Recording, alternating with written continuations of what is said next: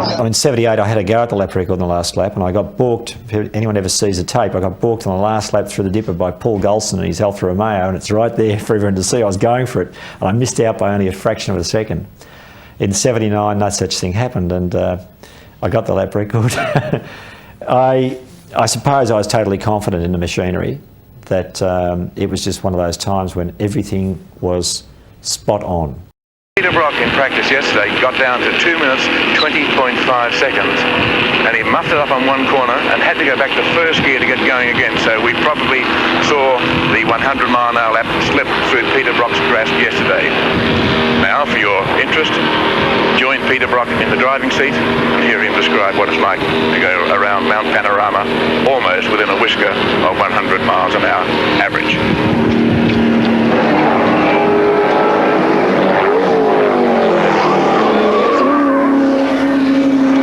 Well, I think I got that little corner not too badly. Actually, I got out of there in second gear, and as I approached the flag marshal's point there now, she's really screaming, and I've just hit third gear. Now for this lap only, I've held third gear right up over the crest and down, and you can hear it absolutely screaming at around 7,000. Back to second, and I got this corner right this time. The last time in the wet I didn't quite, but she's really come out of there nicely. At about 6,000 revs in second, using all the road I can, and here's where I've made a giant mistake. Coming in miles too fast, you can see the car running wide and bouncing and leaping, almost hit the wall on the outside, and almost stopped, put it back to first gear. My foot slipped off the brake pedal, as a matter of fact, mainly due to the very, very wet conditions in the pits, and I didn't have time to change my shoes. But from there on in, I really got this lap together fairly well, using all the road and not getting it out of shape. And I can assure you that it was very, very slippery, very treacherous indeed. Had to keep a very tight line through here, through McPhillamy, using all the road on the exit. And now the next bit's the bit where you really make the time up. If you can get over the top of that mountain quickly, using all the road, which it sort of was there, I think. It was looking fairly good looking at it from here. But had to keep a very tight line through there, that little dipper, and go very close to the fence on the outside. But again, screaming it up in second gear. And you'll notice on the exit of this corner in Forest Elbow, I again ran very wide in the mud and slush, which is very hard to see, and almost hit that edge into the concrete barrier. Up to 7,000 revs down here in second. Out of third at 7,000. I won't use those revs during a race. You can see the dust flying up from the back of the car there as I'm going very close to the edge. I always go very close to the left-hand side of the circuit down there to try to stop the wind affecting the car, to try to get maximum revs. In fact, I got about 6,500 revs in top, mainly due to the crosswind upsetting me. And here I braked at around about 350 yards, really stood on the brakes, hauled it back to third, back to second, and threw it into the corner. You can see the inside front wheel just popping a bit of smoke in the air, and coming out a little bit under the cam, but not too bad at all. And, well, it was a bad lap, but I'd say it was about between 1 and 1.5 seconds, a lap slower than if the track was in good condition. Cars to watch, Brock on your right, Morris alongside, Moffat on the far left, Grice in the middle, maybe Charlie O'Brien behind him. Colin Bond in the yellow Falcon. This is it, the great race. The flag is raised.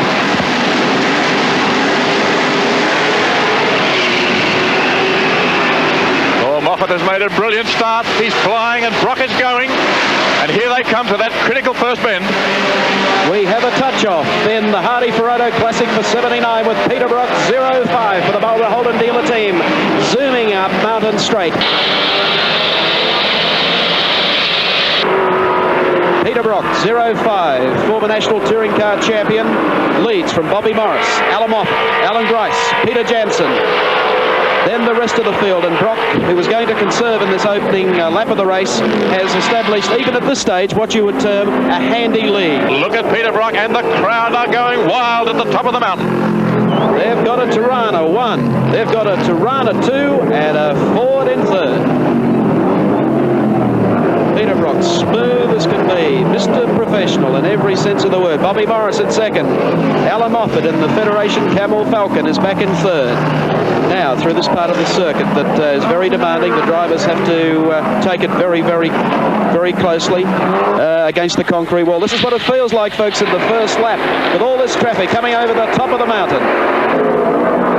And it's Brock down the bottom of the straight. A fabulous first lap. He's going to go through in the standing start in about 2 minutes 30 seconds, and that's quick time. Bobby Morris is in second place. Third place is Allan Moffat, and moving up to give Moffat a tough time is Alan Grice. And the leading 10 at the end of that first lap, as we sit with Peter Williamson climbing the mountain. It's Brock, Morris, Moffat, Grice, Charlie O'Brien, Peter Janson, Gary Rogers, Johnny Harvey, and that's the difference in power. That's as the big Ford. Falcon goes by. Johnny Harvey's in 8th place. We have Dick Johnson from Queensland in 9th, and Gary Cook in 10th. They're the top 10. Just about where we are now is where John Goss stacked his Falcon during practice earlier in the week, but that's him you can see moving along ahead of Peter Williamson's Salika at the moment. The KTEL-sponsored Falcon back on the track and racing with John Goss at the wheel. Oh, right Dick sideways, Johnson, Dick Johnson. And a complete spin. Took up the escape road, as you can see, at the end of Rebel Straight. Now he's in pit straight, feeling very angry with himself, just in front of the fellow Falcon driver. Well, Murray Carter, who did a bit of dodging action. Here's the field now pouring down the end of the straight. As there's Peter Brock, 0-5, Mr. Cool going through. We'll wait for second place, Bobby Morris, and then he goes through. Bobby Morris doing very, very well, just sitting back off the pace a little, allowing Peter Brock to go to the front, stay there at this particular stage and not be challenged. And while we watch Brock, there's a third car in the pits, another Mazda, the RX-7, the Newcastle Dean Hall driving for 3-6 performance. They're in the pits, so we've had 3 cars in the pits. I would think going up over the top of the mountain, Grice was making a passing manoeuvre on Moffat. We'll wait and see if that has been affected. 0-5, Peter Brock running away. At this stage, coming through very, very cleanly. A good position for Brock, a place he likes to be, and a place that he is able to dictate the pace of this race from. Well, Brock will go through, and then we'll wait and see if Bobby Morris, yes, there's Morris, could be one of the overlap cars there, or that is Morris. Then I think we'll find Alan Grice making this big bowl move on Allan Moffat coming up here in this pack, and John Harvey was making forward progress very speedily. If you remember, Harvey started position 11, was unhappy that Moffat got a shot from the second row, and Harvey has gone through. Charlie O'Brien has made a phenomenal progress through the field, been doing a bit of slingshotting. Got a great old scrap going on just behind these leading 2. Bob Morris just goes out of sight. Now it's Charlie O'Brien who comes through in 3rd place. Alan Grice is behind him, having got by Allan Moffat, who's back there behind John Harvey. So the Toranas are right up in front. But maybe Moffat will be happy to sit back there and just watch what they do. He's not very far behind in terms of time and above anyone else. He knows this is a long race. Here's our chopper shot that shows Alan Grice with John Harvey moving up. Harvey, as I said earlier, has made a sensational start from position number 11, and he's moved right up past Moffat. There's Moffat's Black Falcon that you can see behind him. And Harvey has made great forward progress, and don't be surprised at the Marlborough Holden Dealer Team inside the next 5 or 6 laps. Not running, 1-2, the way they've had it all season. Still 5.5 seconds ahead. Peter Brock, lap record. Of course here, 220, 159 kilometres per hour. And Peter Brock, last lap, 221.6, which is 157 kph. So 2 kilometres per hour off the record at the moment, which is not bad considering he's running with full fuel tanks and still trying to conserve. What could be a thrill for our viewers later is to see one of these Fords or Toranas then pull out and go past, to see just the speed difference that we often talk about in some of these smaller cars and of course the bigger V8s. Okay, down towards the end. Getting close to the brake zone, see the markers coming up to indicate how many hundreds of metres, and now he's closing up on the brakes, and that's the difference. Can he get a fast line through? Takes a very tight apex, hugs in behind the nearest Capri, and away they go. But he's not going to lose too much ground. He'll come up into Hill Corner, try and take a fast line, and then maintain this pace as he goes up Avco Mountain Straight. All brakes better, and he's cutting in underneath on brakes, and he's passed him. In fact, he's made up 1 Capri. You can see the dust there from, it's either tyre burn or he's got some sort of trouble, the car in front. Williamson now sandwiched between himself and the second Capri driver, who's still behind him by about 2 lengths. We won't see him for a while, but he's just starting to pull alongside and will sit in the passenger seat. Oh, Dick Johnson has inverted the Ford, the Brian Bird Ford, in a very, very tough place, and that's going to cause... Dick's still in the car too. The marshals are talking with him. He's gone into the fence there. He comes out the other side now. There he is. Up. I wonder if something went wrong with the car. We might see what... Dick will have a look at it, of course, because he's concerned about the damage, and he's not going to run again today. It's pretty obvious. Very bad luck. Has been the most consistent Ford driver this year. It was about his turn for a slice of good luck, but it's not going to be in 1979. Ron Wanderless now carries the hopes of Queenslanders in this year's Hardy Ferrado 1000. And a New Zealander by the name of Leo Leonard, who, there's our chopper shot of exactly how hard that car is wedged in against the wall. That's the Brian Burt Ford entry. And really a pity to see such a leading contender go out so early in the race. Okay, at this stage, let's return to our camera in the car, the Peter Williamson Slako, and we might in fact be able to hear from Peter himself.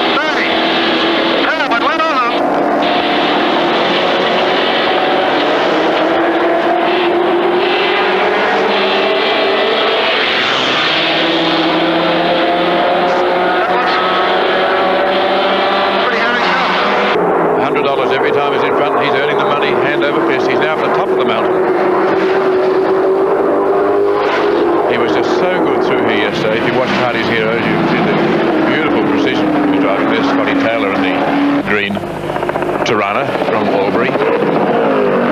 Peter Brock, Victorian driver, down the mountain. He makes it look so easy, Evan. Well, the signs of a great driver of smoothness, I think. There have been a few who haven't been so smooth, but the really great ones have been. And Brock is really an artist at the wheel. He's quick, of course, but he's just so smooth, so relaxed.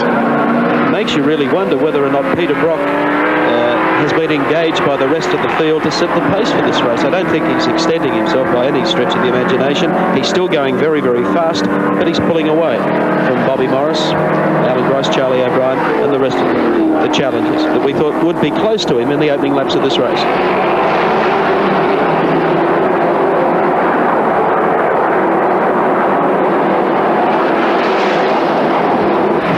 Professional Peter Brock coming down for the completion of one more lap, one more $100 from Coca-Cola bottlers, and doing it easy, very easy, easier than a lot of people would have thought at this stage of the event. Driving so smoothly, hard to imagine him, say, in an event like the Repco Around Australia Reliability Trial, which he won against all sorts of predictions. That's an event for experts in their own sphere. Brock, of course, is a great driver. No one would have thought that he would have won, yet he led home that great 1, 2, 3. He was telling me that he had an incident there that really almost turned his hair grey, near Maree, driving around the south of Lake Eyre. He hit a deep rut in the road that he hadn't expected at maximum speed, which meant he was travelling at something like 180 kilometres an hour on this outback track. The car leapt into the air, landed on its nose on the kangaroo guard, and for 70 metres, his rally car slid along the road, nose first, with the tail right up in the air. It didn't quite roll over. Finally, it fell on the back wheels, went off the road. He came to rest way out in the scrub. He said, "Sorry, fellas, that's it." Started the car, the engine ran, there was no grinding noises. Put it into first gear, it went. Drove back to the road, put it into second gear, it kept on going. Third gear, fourth gear, and he won the rally. He hadn't damaged the thing, but for 70 metres, he slid on the nose of the car. Unbelievable, and yet he came back to win. And not only that, his bank manager's watching. He's already won $10,900, and the race is but 12 laps old. And running in second spot, the current Australian touring car champion. He's been in 19 races so far this year, and he's finished in 18, so he has a magnificent reliability record. Bobby Morris. Well, Bobby has proven himself during the course of this season to be a driver capable of being able to sprint 100-kilometre touring car championship rounds with the best of them and win race after race. Well, the Colin Bond driven entry by Thompson Ford, and they've been screaming for a jack. I'm not sure if they have a flat tyre. I think it'd be more than that, but it is it could be a rear end problem. It was jumping out of gear yesterday, but it is stalled. Oh, there's another Ford. The attrition rate is high. As another car comes into the pit area, but yesterday, of course, the car was jumping out of gear, which is bad luck indeed for Colin Bond after looking so competitive in Hardies Heroes. I think Bobby Morris will be probably fairly happy to be staying about 7.5 seconds behind. He says, right, that's okay. He won't want to go any harder. He wants to conserve his car.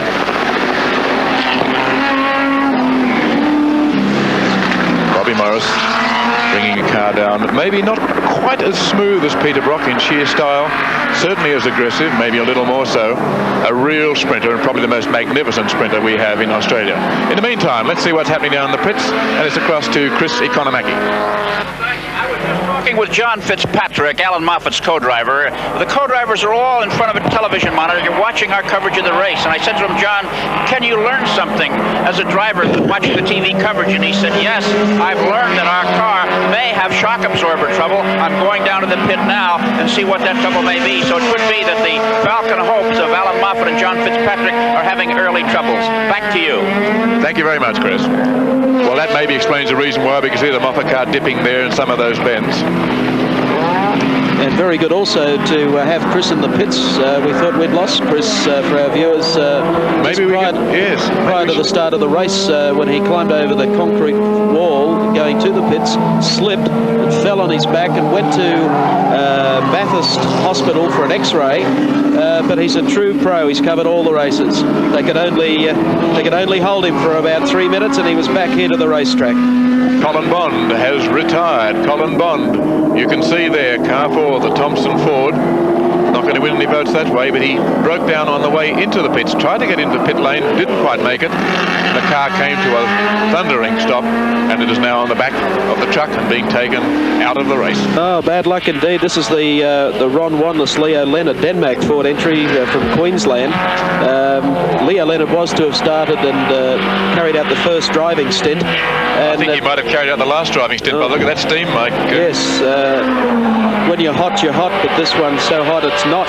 It's on the way up towards the cutting, and it looks pretty terminal. You can see Leo there looking down as though he's having second thoughts about trying to get it moving, but he's had it.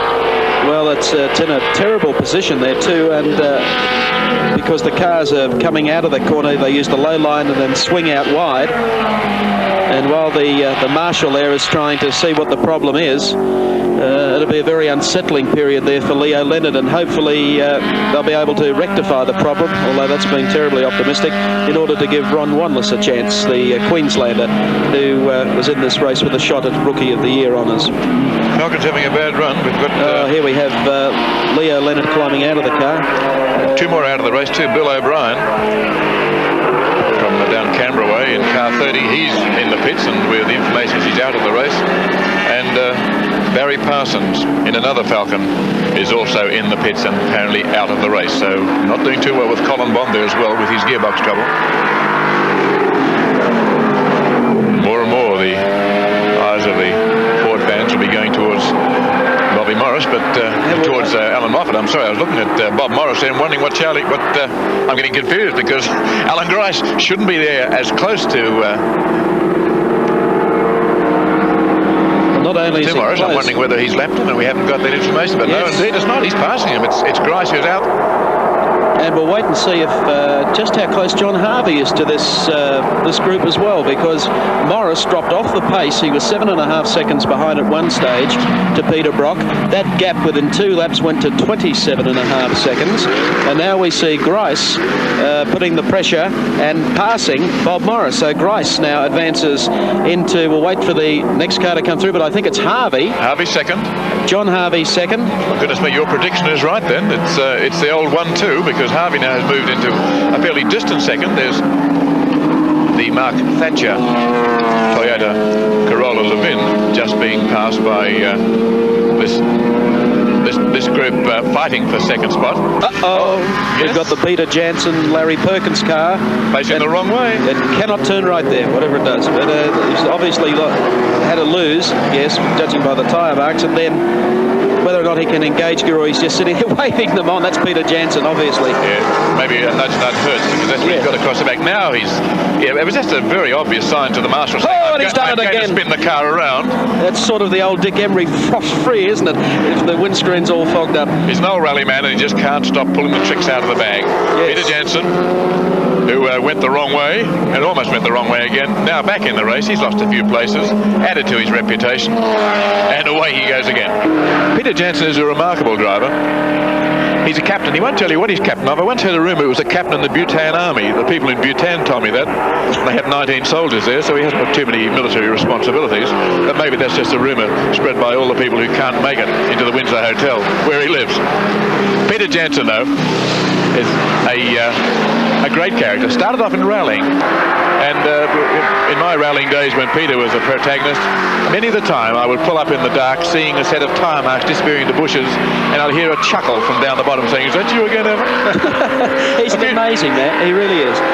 Peter Janson from Melbourne, who likes his touring car racing, and for the limited amount of racing that he does in touring cars, his finishing record in long distance races is quite amazing. Third last year here, third again in the Hang 10 400 at Sandown just a couple of weeks ago. And quite a character too. I think that's probably the interesting part. We've got Peter Brock coming up on Peter Williamson on the approach to Avco Mountain Straight, and has just passed him.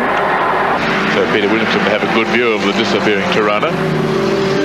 Okay, you're probably now at the opportunity as we follow Peter Janson through this corner, and now take up onto collected the concrete wall by the look of it head on, I would think. When the car has bounced around, the crew, of course, they're making sure that and waving flags, making sure the drivers following close behind are aware of where the car is. Fortunately, he seems to be out of harm's way. Roger is out of the vehicle. And a very, very bent front end of the Dalesford Motors entry, car number 54. Bad luck indeed. One of the casualties in the small car class in this year's Hardy Pareto 1000. Moffat, we've been following him, lap 33, car number 25, the signal going out to Moffat. The race is 1 hour and 20 minutes old, and it'll keep going for a lot longer yet. 163 laps have to be covered to get the full 1,000 kilometre distance. The last time that we had on Peter Brock, a little earlier in the race, was in the 2:25s, 2:25.5. Moffat, we were just following around the last lap. We're back on him at the moment. His last lap was a 2:23.9. Now, Moffat has taken down from 2:24.4 to 2:23.9, so he's obviously putting a little more effort into this, and the time we gave him for Brock, of course, was his first. Let's just watch the front end, bearing in mind John Fitzpatrick's remarks about the shocks. You can see how the front is dipping there and hitting. Obviously having a little bit of trouble there with lack of damping.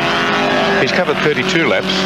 Peter Malloy, who runs the Channel 7 Ron Hodgson team, Bobby Morris, estimates that Moffat and the other big Fords will be coming in about 8 laps' time for their first scheduled pit stop. So things start getting pretty hectic in the pits here at Mount Panorama. The battle royal continues on Conrod straightaway, the Breville straight for the 79 race. little bit further back. It could be, in fact, that Peter Williamson has decided to get a little further back to get some extra air in the engine. He can't be too hot. Oh, it's raining, as you can see. We're back in Peter Williamson's car, and there is rain falling on the top of the mountain and a little bit down the side of the straight. You can see for yourself the number of drops. Oops. That's the wrong way. That's the way to Bathurst. This is the way from Bathurst to Mount Panorama. Car 42 is the Lyn Brown, Brian Boyd entry, a BMW. Beautifully shaped car, rather disguised by the strange paintwork they've applied to it. Oh, and we have a shower of rain even down here in pit straightaway at our commentary box. Rain starting to just tick away at the windows. Not heavy rain, but enough that when mixed with some of that oil that's on the racetrack around, it's going to make things rather precarious for the drivers. Here he is, Allan Moffat, first pit stop in 4th place in the race. All right, Allan Moffat is making his first routine pit stop, and there's trouble in the pits. It was supposed to be for fuel only. Outside tires, in addition to some... Look at the smoke from the brakes here. But in the pits, almost a minute. This is a pretty slow pit stop, Chris, isn't it? Pulling it back. We're looking down at the left rear wheel. A bit of a problem. That was an unexpected change. Remember now that no tires were to have been changed on it. We've got the clocking on the stop here at 1 minute, 18 and 19/100 seconds. That shock absorber problem that John Fitzpatrick was telling us about manifesting itself. You watch him as he comes up through BP cutting, where a lot of stress will be thrown onto the outside of the car and the way the front of the car behaves. Let's watch him.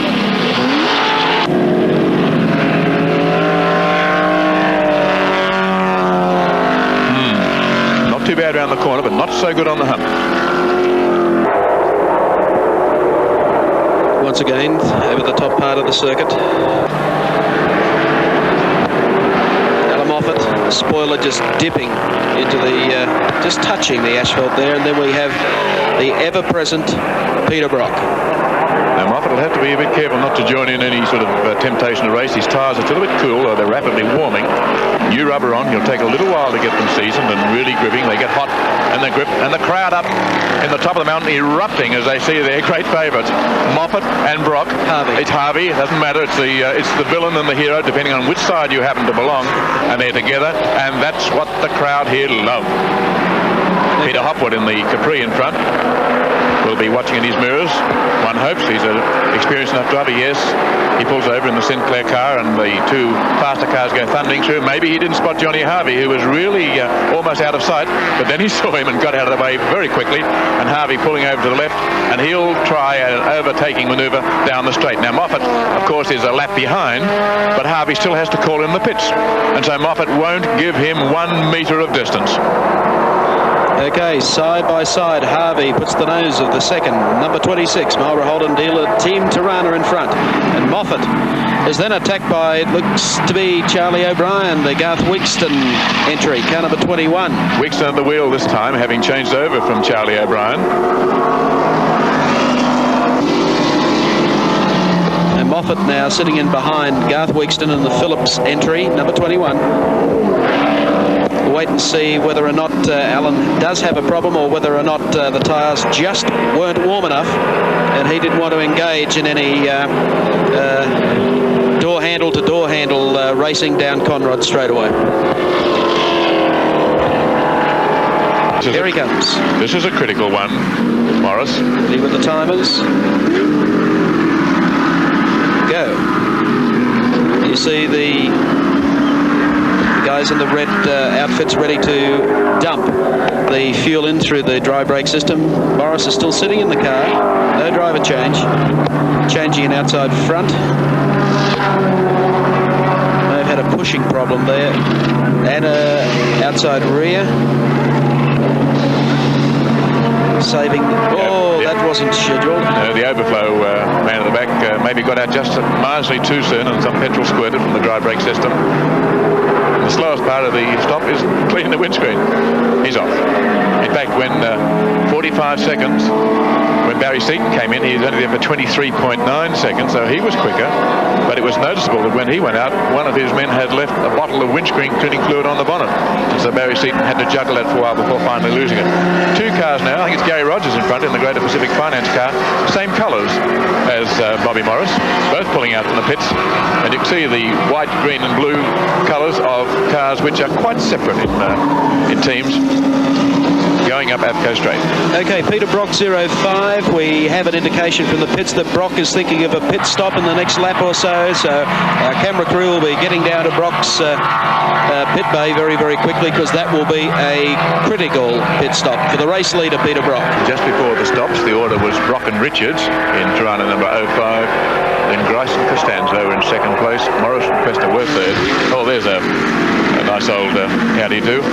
The Mazda and taking Brock, the popular road to Bathurst. It's Barry Lee who is sharing this ride with Dave Clements in the RX3. Jim Richards ready for the driver change. Alan Grice, a little to the left of where Jim Richards is standing, is already on his pit stop. No driver change.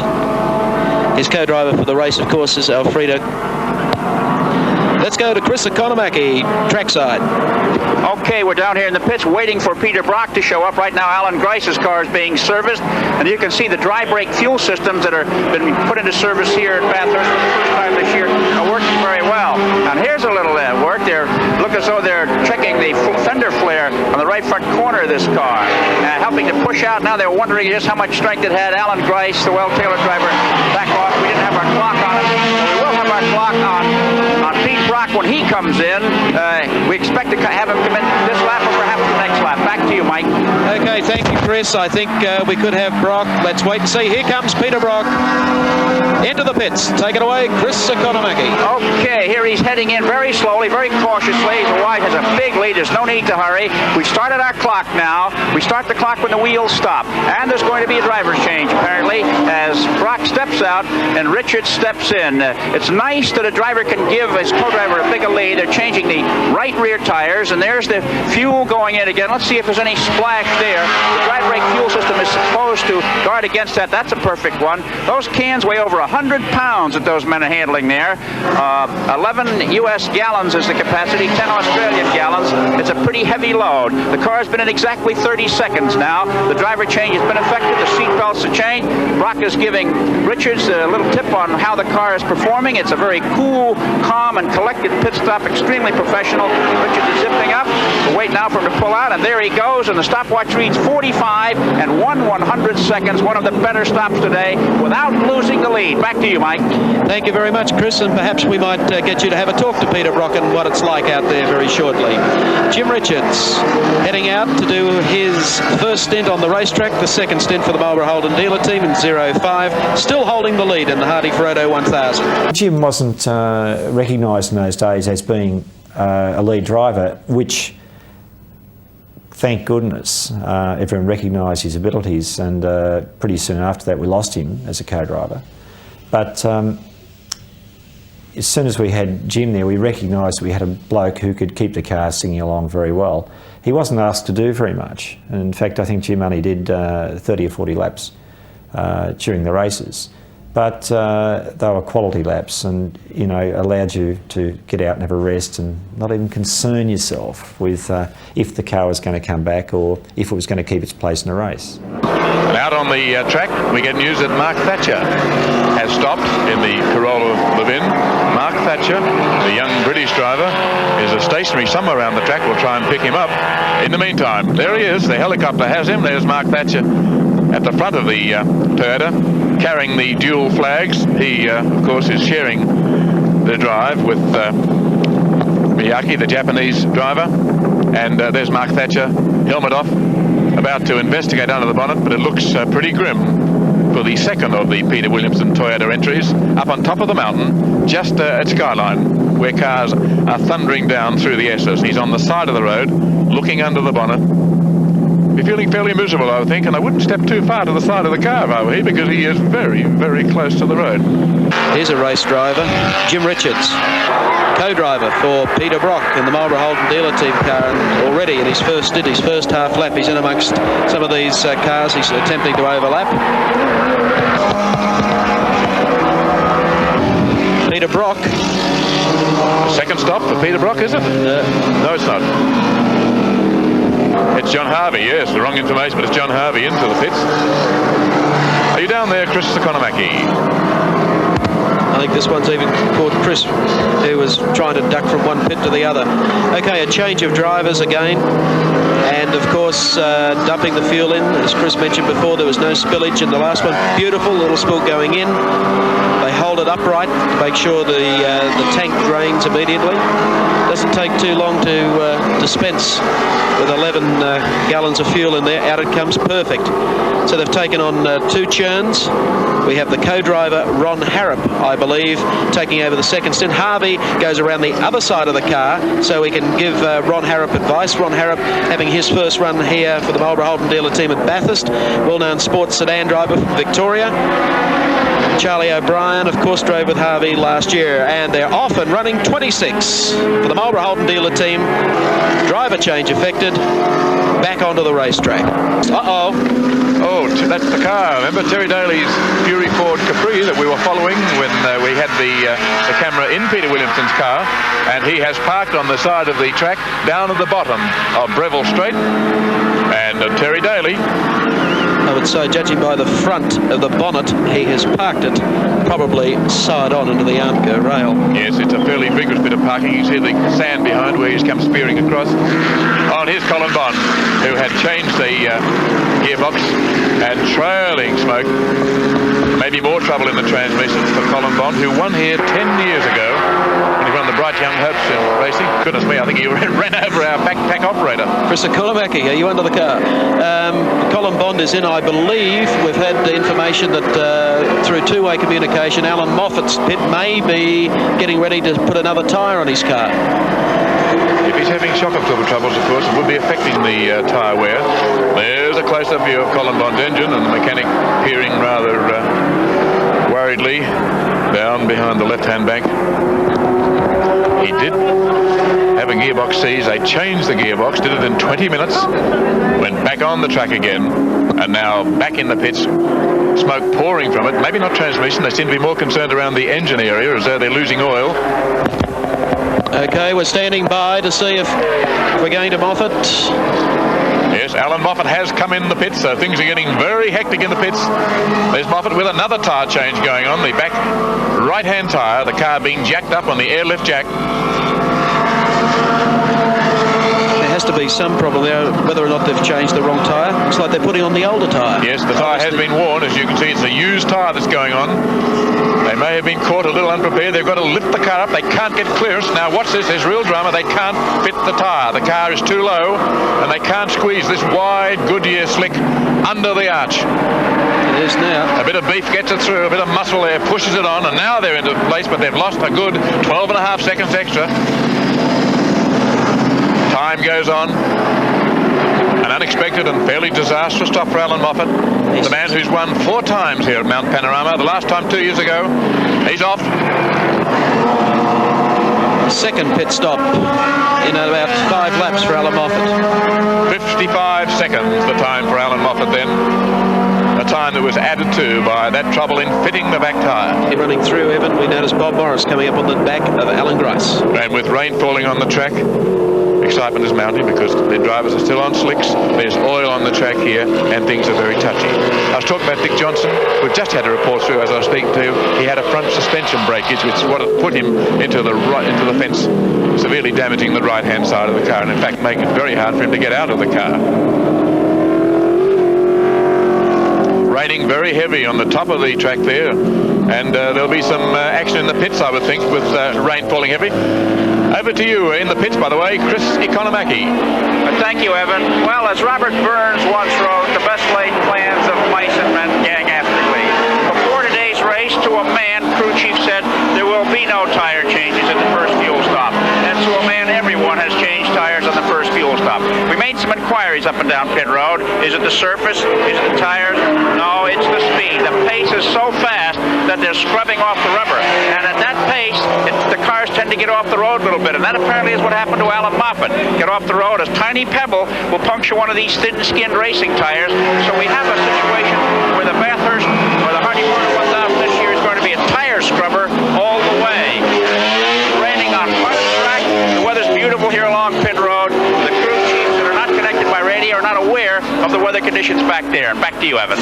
Thank you, Chris. And it's raining heavily on the top of the mountain and just a slight sprinkle down the bottom. And there, you can see now the rain clouds. And here, Peter Williamson's car, you can see the rain falling and Peter thundering down through the S's. Lap speeds are dropping dramatically.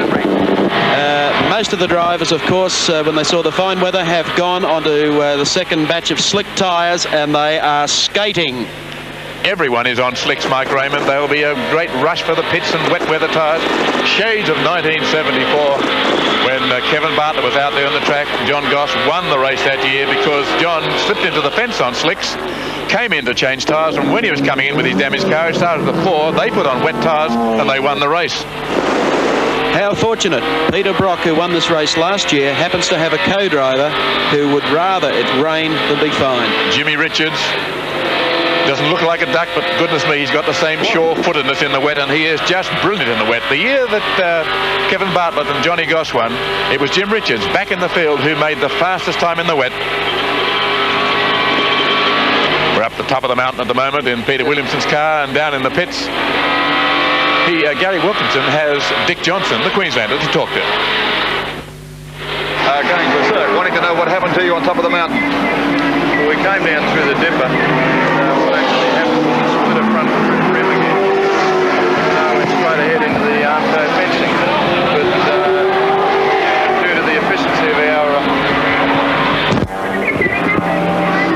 the efficiency of our pit crew, the car is almost ready to go out again. So he's hoping that everything will be okay for him. We thought for a while you weren't even going to get out of the car.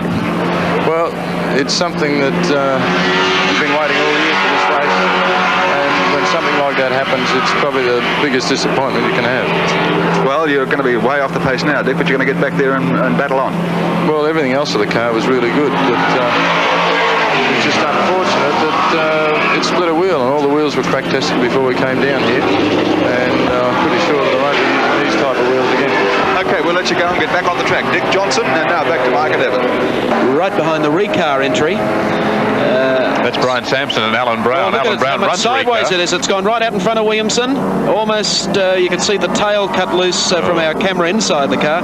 A very unnerving moment, I would think. Yep. Also for Peter Williamson. Don't blame the driver. It is so slippery out there, and the drivers are still on slicks. It is raining, and the pit crew chiefs will be scratching their heads. Do they call the drivers in to change? Look at Peter Williamson waggling there. The speed is dropping. Do they call them in to change tyres and then risk losing time if the rain stops? They're prepared to tough it out for a few more laps, but it won't be long before we see a whole group of them coming in. Barry Seaton's car in the pits, the man who made such a quick pit stop and got well up into the leaderboard. He's in the pits and it looks pretty bad. It's not just a tyre change, it's something more fundamental for Barry Seaton, which is bad luck for him in the Unipass car. The last, or about 2 laps ago, Evan, Jim Richards, the lap time, of course, they were down in the 225s, 226s. Now they've blown to 237s and 239s. So they're down to 141 kilometres per hour. As an average speed.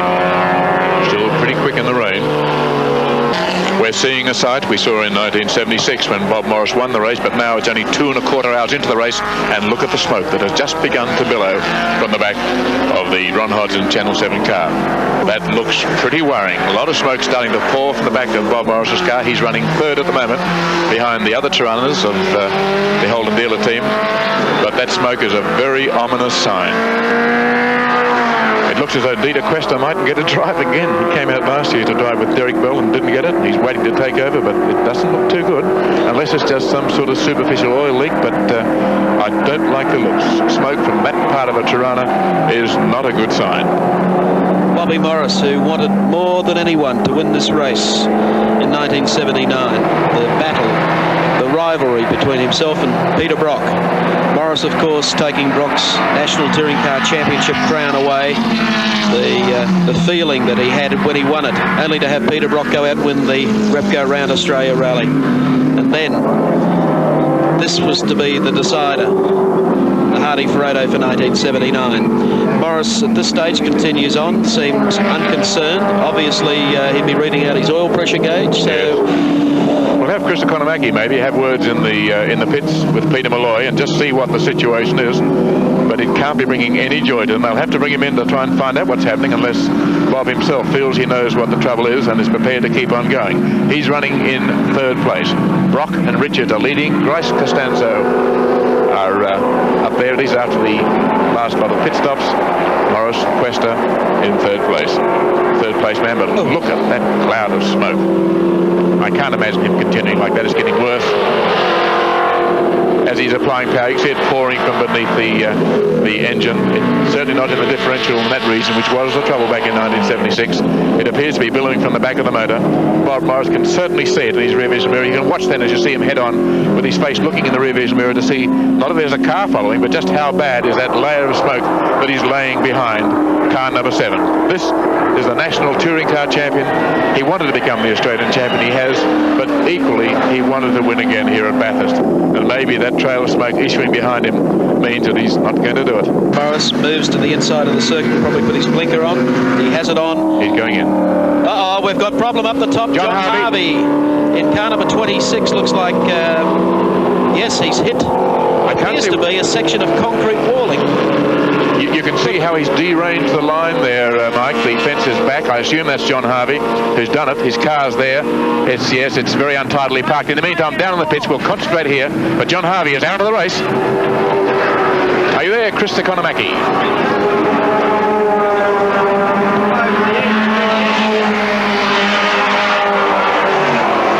Plenty of action there in the pits as they're trying to find out the reason for the oil leak. Under the bonnet, they're checking. No one's quite sure yet just what the problem is. And at least, even with smoke pouring out of it, they're going to give Dieter Cuesta a run. So his trip to Australia hasn't been in vain for the second consecutive year for the Hodson team. Looking all over it.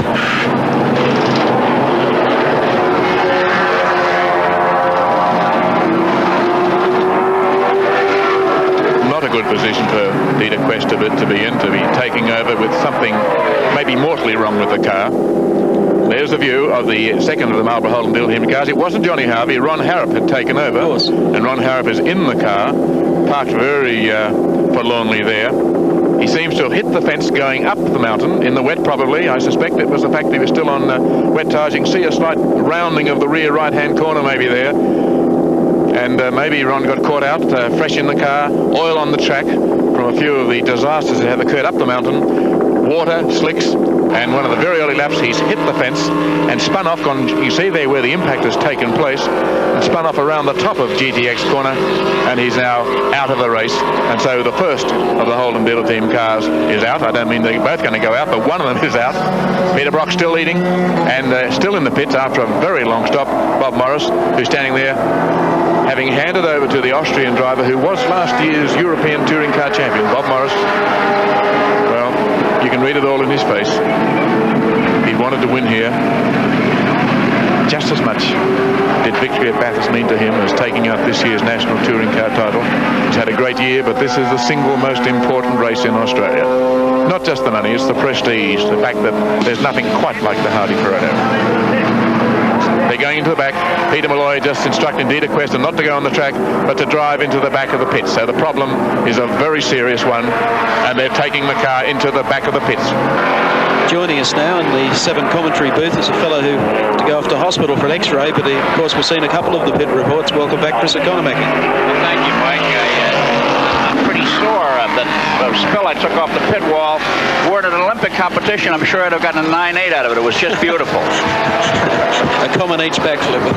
Right. I'd like to make a comment on the level of driving here. You know, in the United States, we have a sort of a derogatory term for some race drivers. We call them gentleman drivers. That means they're slow.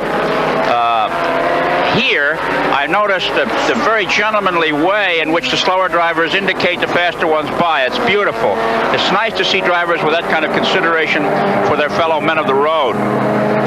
You don't see any balking. I haven't seen any balking yet. Of course, I've been busy down in the pits, but watching glimpses of the television. And I might add, your show, your coverage is very popular among the competitors. There must be a set in every third pit down along pit road, and everybody is watching it. But the drivers here are really first rate in the standpoint of three classes. Most racing in the United States is one class racing. They have three distinct classes, three distinct speeds and capabilities, and the drivers in the lesser classes apparently are watching the mirrors very intently. A comment about the rain. Allan Moffat is hoping for rain, which is rather surprising. I asked his wife Paula, who serves as his pit manager, why this is, and she said, there he is now, she said that the car is heavier than all the others, and with some super soft Goodyear rain tires that they have available to them, the advantage would fall to the car in the rain, which was quite surprising. He almost needed off-road tyres then, Chris, when he was forced wide going up the hill. The driver of one of the slower cars was himself passing, and put Al into the embarrassing situation of having put both his right-hand tyres onto the grass, which won't please him. He's already had one tyre fail through having picked up a pebble, so he'll be worried about that. He'll be pretty annoyed with that little incident. He's now coming up on the Terry Shield Mazda. I don't think people that sit at home and drive pleasure cars understand the delicacy of today's racing tire. It is extremely thin, and that's necessary because of the great heat generated. Were you to use tires as thick as pleasure car tires on a racing car, the heat buildup would be such that the rubber would boil or blister, as we say in racing.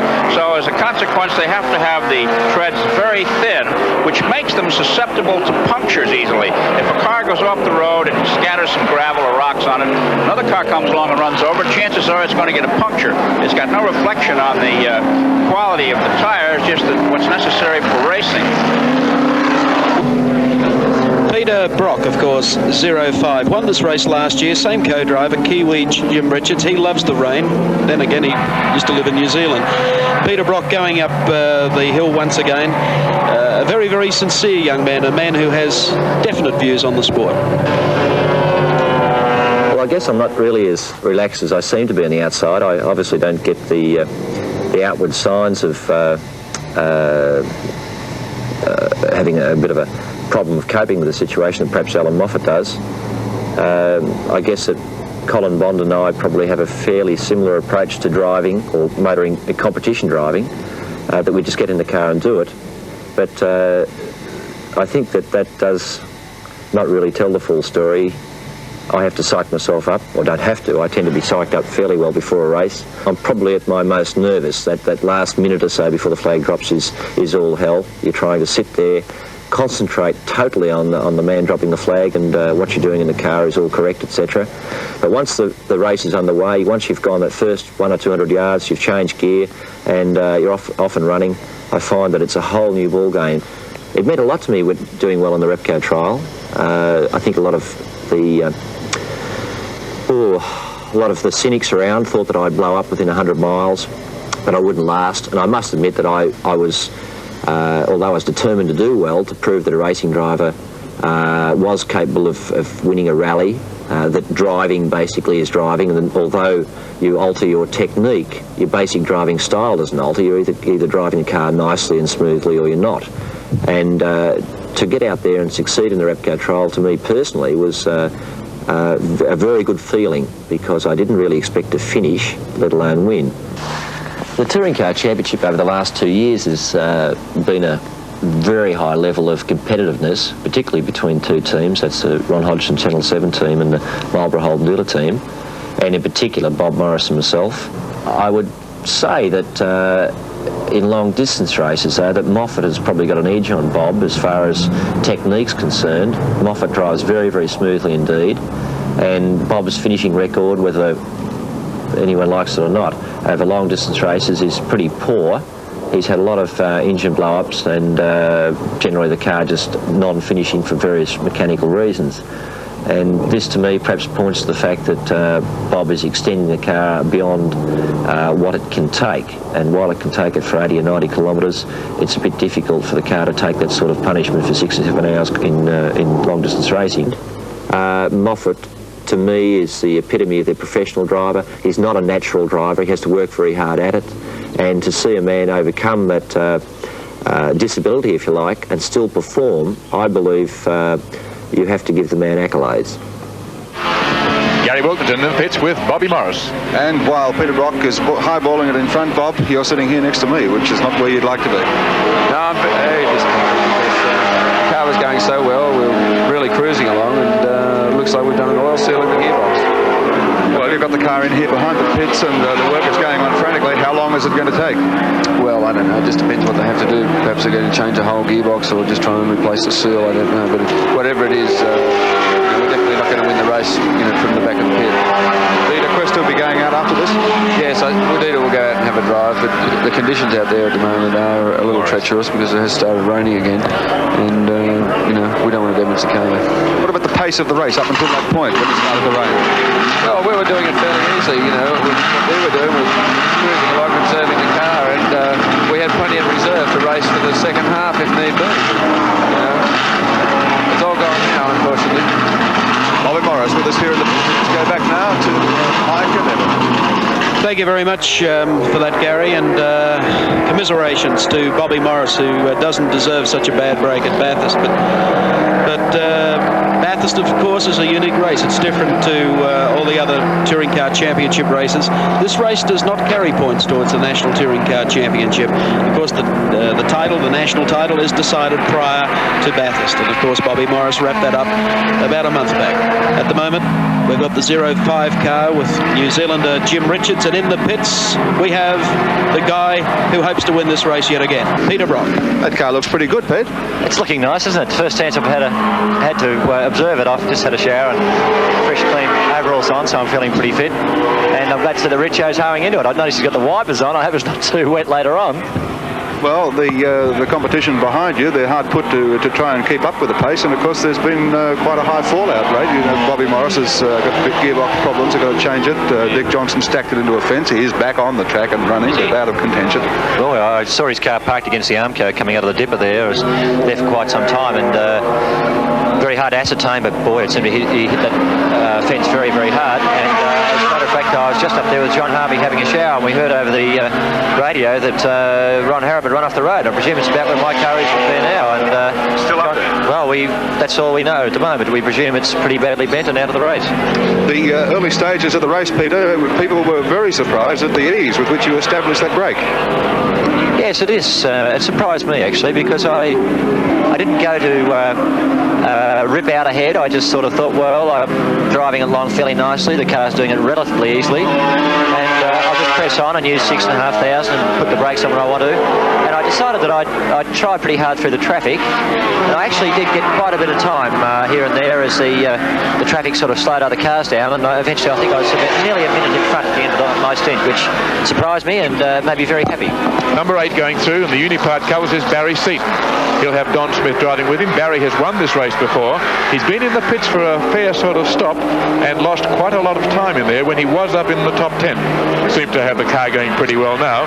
And he's a man who prepares his own car, has been driving for many years, a very fast, reliable, unspectacular but winning sort of driver.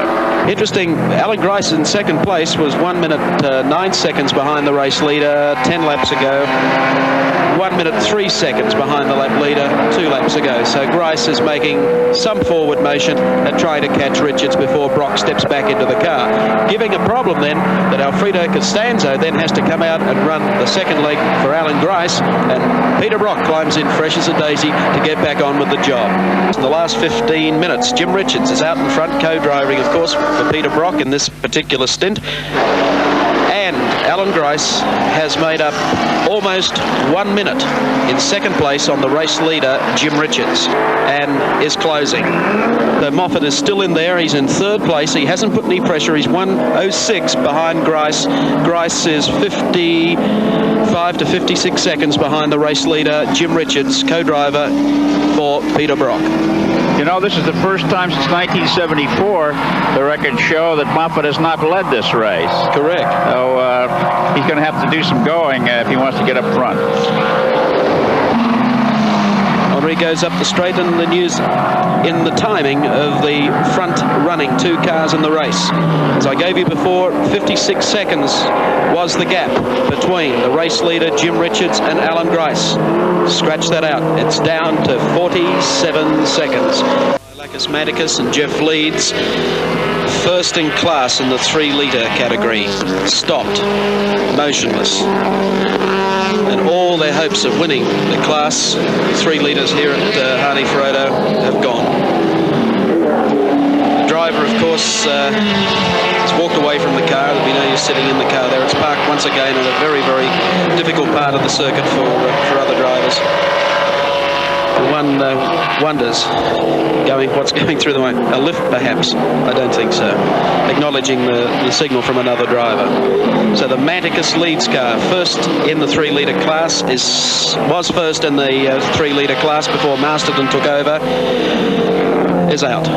Frank Gardner, one of the top racing drivers of his era, is in the pits to talk to Evan Green. Well, the race has entered a fascinating stage now, Frank Gardner. Your car 47 seconds behind Jim Richards, but you're going to have to get Alan Grice to pull the Craven Mile car in and hand over to Alfredo Costanzo. What will you be asking Alfie to do? Alfie knows he's under a lot of pressure. He has to go as hard as he possibly can and keep the car on the road, obviously, look after it, but try and maintain our position and keep the pressure on the Holden Dealer Team. We don't intend to pass them, and we haven't got the ability nor the equipment to pass them, but if we keep the pressure on them, it's not easy for anybody lapping in the times that both cars are lapping in, so it only needs either car to stumble, of course, and the race is all over for one or the other. So we're not in a position, as I said, to lead the race, but applying this constant pressure is certainly keeping them on their toes at this point in time. A tremendous load on a driver who hasn't had any experience in touring cars. Alfie's a great single-seater driver. Is he going to be up to the job, do you think? Well, Alfie certainly wouldn't be a Peter Brock in a saloon, but Alfie's a very talented driver. He's very adaptable. He's very responsive. He's a quick learner, does his sums well, and we're very pleased with him at this point in time. Now we're watching Alan Grice go in the car. He's done a great job today. Alan has been in the car over 3 hours. Driver's only allowed in 3.5 hours. That's a maximum time. And, you know, I'm in the process of going back to the pit now to pull the car in, take on fuel, and change the drivers. What time is that scheduled for, Frank Gardner? We expect to have Alfie in the car at around about 26 minutes past 1. Right, so that is in another 11 minutes' time, and a very crucial stage of the race when Frank Gardner will call in this man, Alan Grice, running in second spot, and only 3/4 of a minute behind the leader, and hand over to the touring car novice, but top Formula 5000 driver, Alfredo Costanzo. Oh, he's going very wide there, Frank, and picking up a little bit of grass and dirt. Any special instructions for Alan Grice in terms of how he should drive? No, Alan exactly knows what he has to do. He's got a lap time which we've set out. He's got to keep trying to get back to that all the time. You've got to appreciate these lads have been in the car for over 3 hours, and they're bound to get a little bit ragged as long as they don't get more than a couple of inches behind the accident. We're all right. It's when the fatigue sets in, they're bound to get a little bit ragged because there's been a hell of a pressure on all drivers, and Shepherd has opted to put Richards in, and Brock is having a rest, so we're really putting Costanzo against Brock, which is a bit unfortunate, but I think Shepherd's played his cards very well. Why did you decide to keep Alan going for the double spell?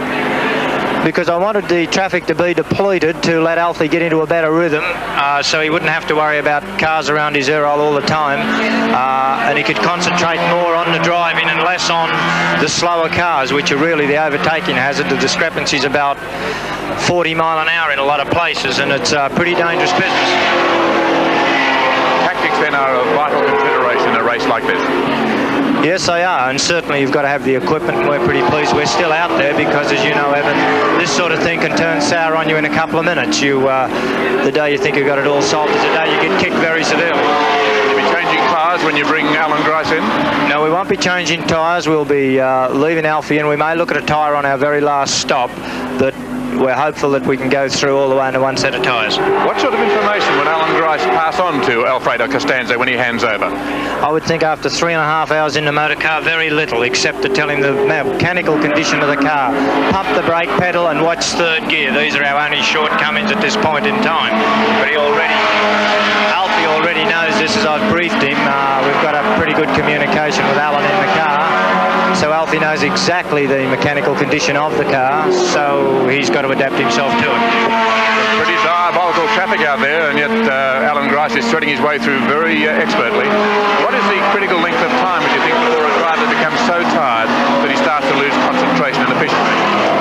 Well, I know 1 year Pierre Levesque at Le Mans we've done 22 hours and then sort of had a be a world's biggest accident, but up to that point in time, it depends very much on the individual.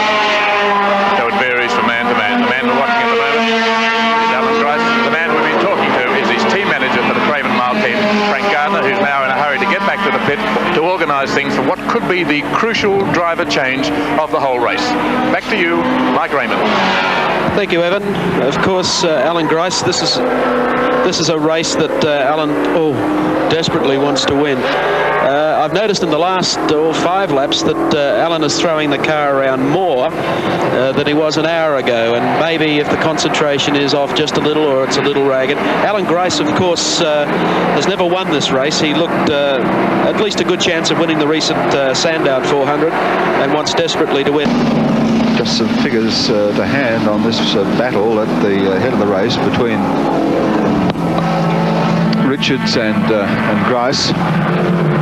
The gap over the last few laps, it's gone from 56 down to 47, back to 50, 50.2, back to 47, and now down to 46 seconds. Yes, it's changing all the time. Peter Brock, of course, will be doing the last driving stint for the 05 Marlborough Holden Dealer Team. But here we have all the action that we've been waiting for, the change of whether or not they're going to come back from third to second. It has to be a very quick pit stop for Allan Moffat and the driver change to John Fitzpatrick. There's Moffat. Let's stay on this action. Plenty going on there too, Mike. The real problem here in the pits is getting the driver properly adjusted to the seatbelt. And while fuel is going in and they're checking tyres, and you can see the overall scene there, Moffat himself looked after the question of getting the belts around John Fitzpatrick, who's a taller, slightly broader built man than Allan Moffat. Fitz, who knows what it's all about, and that is a very quick stop, and that's a much better one than the last pit stop for Allan Moffat, where he had a rear tyre wedge, and he's on his way out now in a very rapid stop. I said that a vibration had started to develop about 5 laps before I came in, and I couldn't analyze it, whether it was the diff or the transmission. The temperatures were fine, so I thought, well, maybe I'm hearing things or feeling things. I don't think so. Something's going on, but I'm not too sure what it is. But I doubt whether it would stop the car. How do you feel about the race generally then?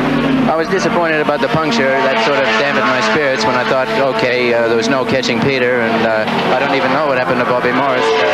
But certainly the puncture put us back. But I seem to be going quite well in the wet, in the rainy patches. It changed from wet to dry about a half a dozen times, so I'm fairly well awake, I can assure you that. We're watching John now driving your car around. Maybe you can just describe what the track is like and what has to be done on the part of the circuit. I have to be very careful here because the brakes are still hot after the big stop at the end of Conrad, and we go through there in second and right slide to the outside of the circuit. The Bathurst City Council have done a great job repairing and fixing the track up there, and we're able to slide a little bit to the right.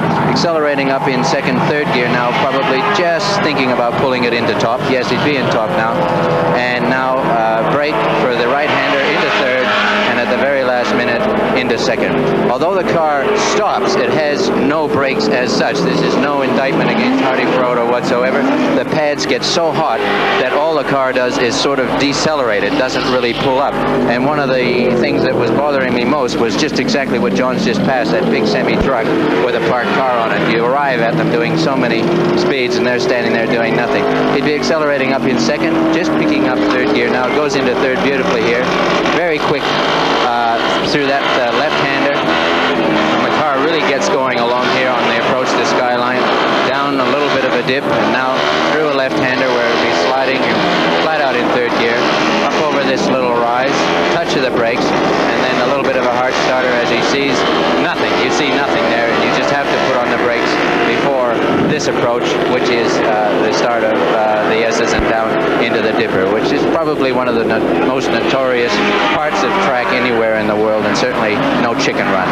We stay in second gear here and accelerate right up to 7,000 RPM, sometimes a little bit higher.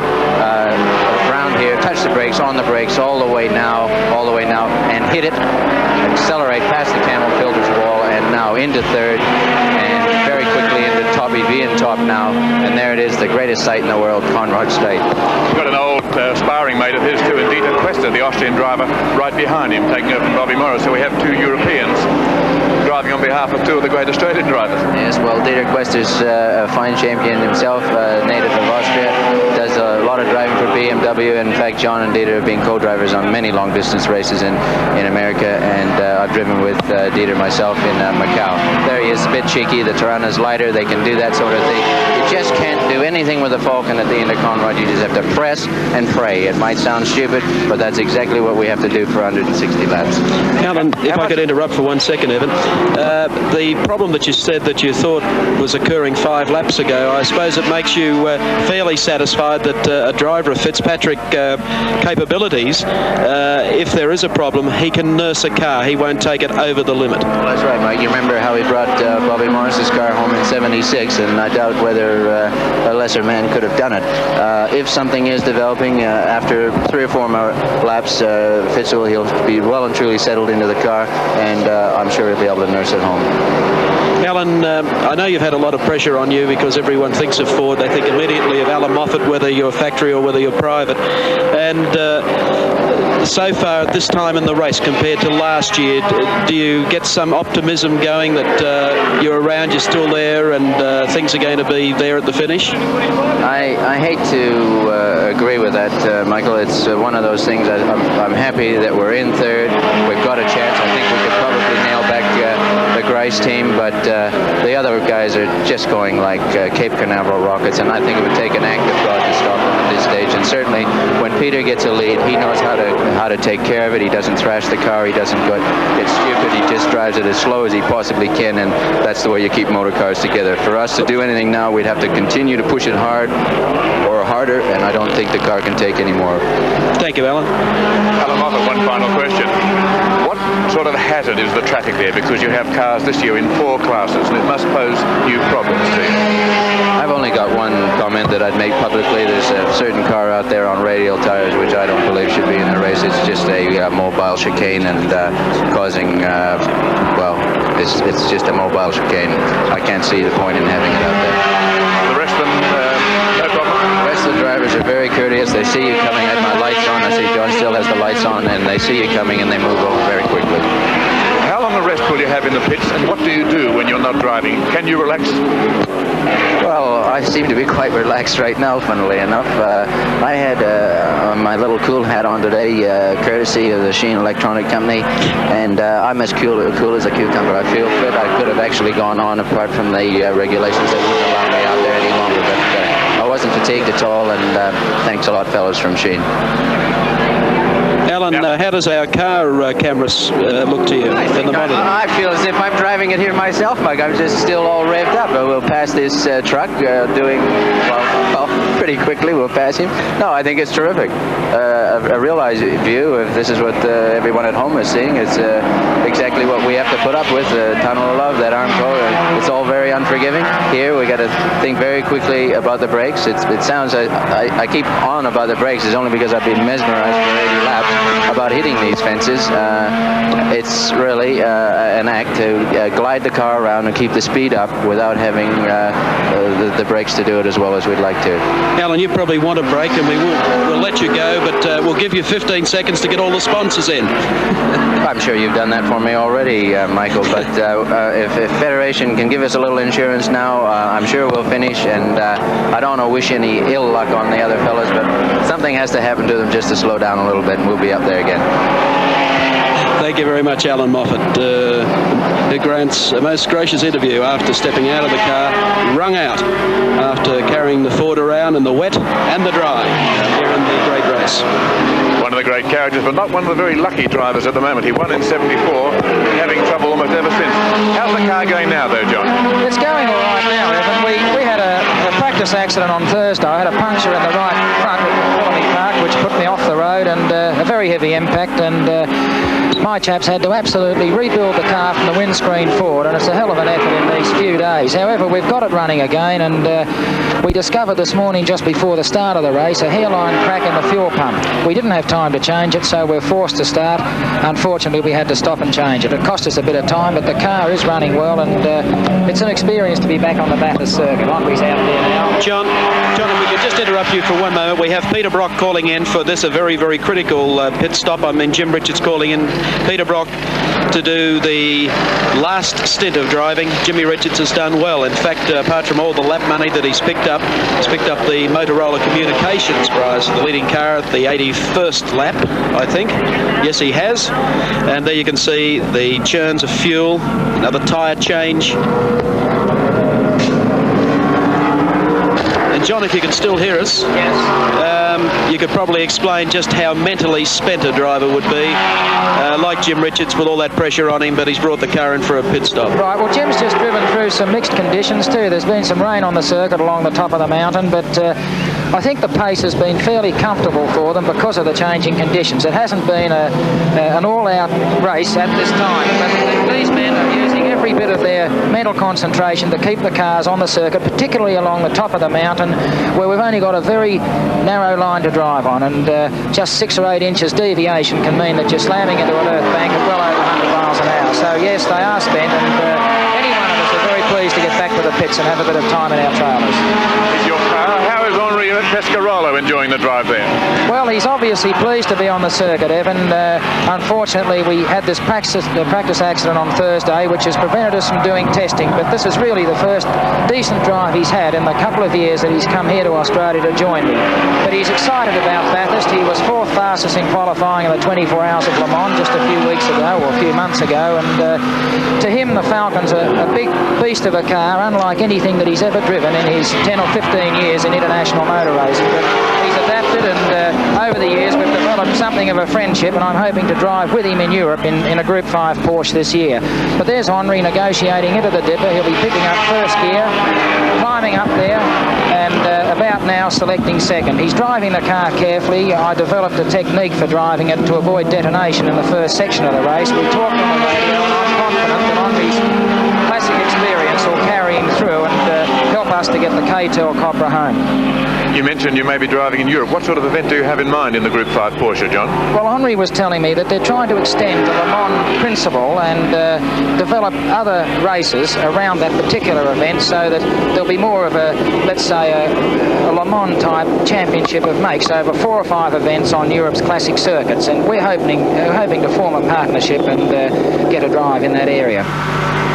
Bad luck indeed for the Channel 9 crew. Of course, this is the Kevin Bartlett, it was to be driven by Kevin Bartlett, the Bob Forbes, John McCormack car, coming into the pits a little slowly. They've been out there for quite a while and doing well, but we had information that there could have been an engine malfunction, but we'll wait and see without saying that was absolutely official.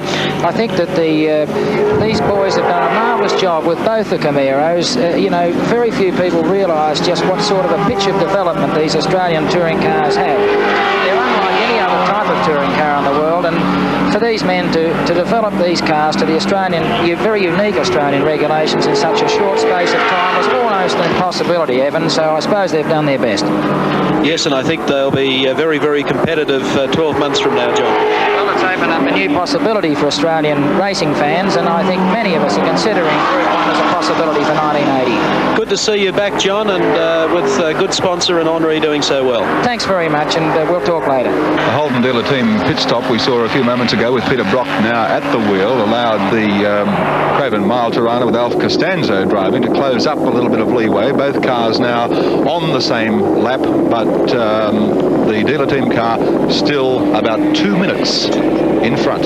That's a pretty commanding lead at this stage of the race. Well, our people in sunny Perth, we hope today, the Sparkling Badiga entry, number 13, Tim Slako. And as you can see, the Torana certainly very, very evident here today in the Hardy Ferodo Classic. Allan Moffat and, of course, John Fitzpatrick running the car for Allan at the moment, back in 4th place. Torana's at this stage 1, 2 and 3.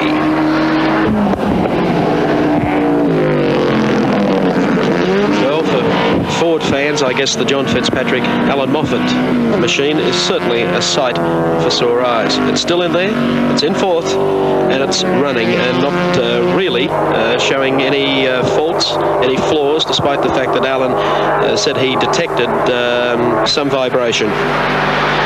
Okay, car number 25 goes through, John Fitzpatrick. More action to follow in the great race, the Hardies 1000 from Mount Panorama. Scott right up the top there, and a little dangerous manoeuvre, dragging half of the car along. Has certainly crunched something very hard. Well, it's bad luck for the Queenslanders because as we mentioned earlier, that Dick Johnson has been almost the lone flag raiser for them in terms of being totally competitive in all the touring car championship rounds this year.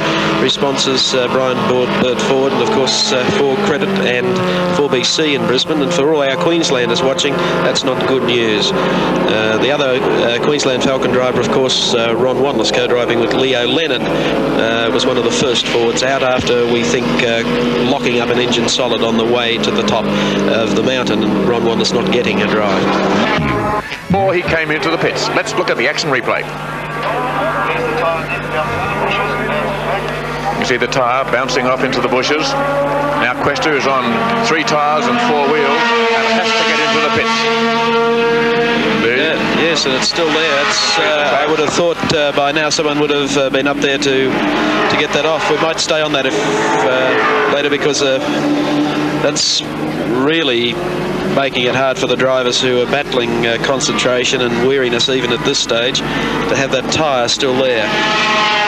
You can see where it's happened, Mike. There's a man running for it now. It's right at the end of Rebel Straight, which is not a bad place to happen. It's reasonably close to the pits. He's brought the car in, hopefully with no damage to the front suspension. The Ron Hodgson mechanics are taking the opportunity to change all the rubber, or at least all the ones that appear to need change. The tyres, the back wheel being changed, as you can see. Bobby Morris is back behind the wheel.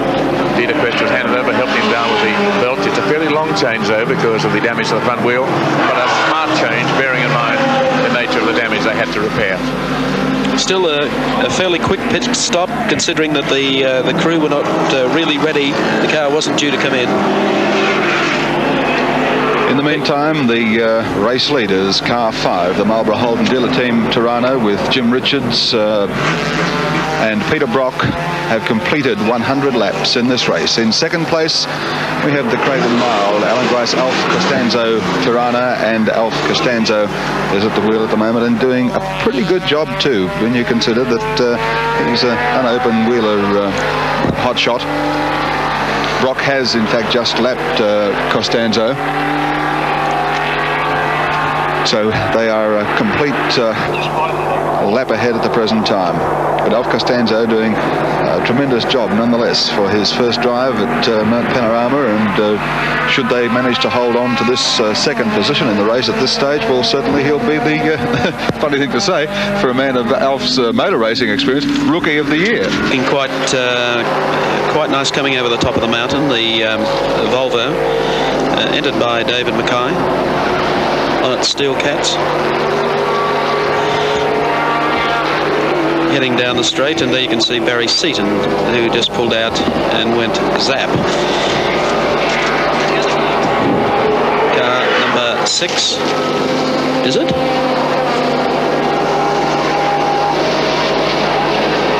That would be of some concern if that's the Alfredo Costanzo. The rate of the other cars went past a few seconds ago. Might pick up Evan. We're looking for the number 6 Torana to come over the top of the hill down towards the pits. Not sure if we have any problem with the car, but the only reason that makes us concerned about it was the fact that the Volvo went past it. Okay, stand by, because Costanzo, I think, is coming in and he has some problems. He's certainly got some problems. We haven't spotted just what it is yet, but you can see a real handling problem. Whether it's a tyre or not, yes, it is. Certainly slowed down. Looks like the back tyre just from here as he comes in. A bit hard to see in the pit area, but he's pulling into the pits. They certainly weren't expecting him, and in fact, he almost overshot the pits. You can see that rather extreme angle he's gone in. Alfredo Costanzo brings the car in. Now, this is a second-place car, and he's had tyre troubles. He's not going to get out, so he's going on a little longer. We were going to talk to Alan Grice, and unfortunately this has sent Allan scurrying back to the pits, a nervous man to see what's gone wrong. If it's just a tyre and no more, he won't be so unhappy, but it might mean the end of their chances to overhaul the Holden Dealer Team car. Costanzo staying in the pits there. The tyre's been changed generally. Grice is going back out. Right, Grice is in. So we're not going to speak to him. He's gone back there. He's ready to go, all hooked in with a full system. His radio lead trailing behind his head. He'll plug that in afterwards. And Alfie, who's done pretty well out there. I just can't help but feel, and meaning no criticism whatsoever to Alfredo Costanzo, but Grice had a good lead. Well, he was running strongly in second place and making ground on the leader. They've put in Alfie, who is running his first tin top race, so to speak, and now they're further behind. I just wonder whether or not the idea of sending Grice out or sending Alf out for what's to be the final driver session has really in fact backfired. It may have been, although I can't really find any flaw with Frank Garden's tactics. I think he was dead right in trying to preserve Alfredo Costanzo from the heavy traffic, but maybe they were just a little bit out-generaled by the way that John Shepherd shuffled his drivers and put a lot of pressure on Alfredo Costanzo, so that he had Peter Brock, who was in dynamic form, against him and who stretched the lead a little more. That change has taken a fair while, so maybe it's going to be of academic interest, because it will take a little bit of time to get the damaged wheel off, and they're having trouble getting it off. It's jamming on, as you can see. There's real strife there in the pits. Now they're getting it off. I'm just wondering, Evan, I wasn't being critical of Costanzo, but at the same time, when he came in, he had to unbuckle when he got in. He wasn't prepared to even jump out. And they've got a problem there, so obviously. Yes, they've had the wheel off twice, so there's something wrong inside. We can't quite see. Our view is your view, but he's further back. Whether it's to do with the brake, the wheel is not going on easily. Something has been bent in there. Maybe the tyre flailing around has caused some damage. Evan, you notice on the guard there, just a little to the left when we pull back out on that shot, looks like a scuff. There'll be no possibility that he's creased something on the way through? He may have done that. It's only a small one, as you can see, yes, just it there. It may have been another car that has done it. They're getting pretty close at times, and that is probably the more likely reason, but who can say? And you can see the mechanics working there. There'll be a few blistered fingers, I'm afraid. Yes. You can smell the burning flesh from here. It is red hot under there, and they're required to dive in, fingers and all, and it's a painful business. They're dedicated men, though, and they're not too concerned about the pain of those burns, and they're trying to get this car out.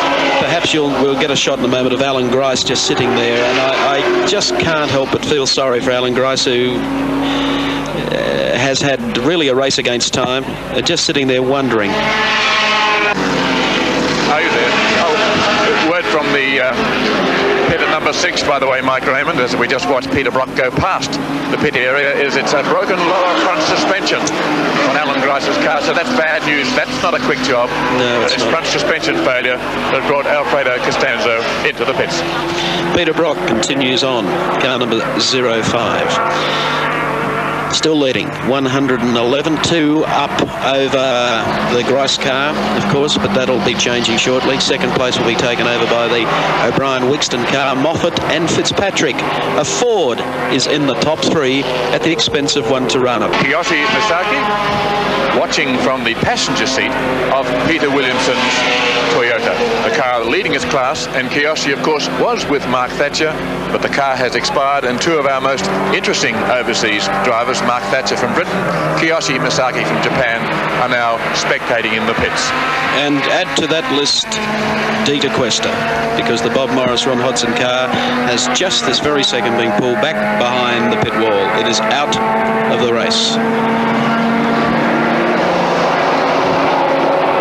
Once again in the Peter Williamson car, going up towards the top part of the mountain. Hello, the pit stop we've been waiting for. Fitzpatrick. No driver John change Fitzpatrick, here at this stage. I think Allan Moffat would be delighted with the way that things are running, just supervising, as you can see in the background. Berating. Quicker! Quicker!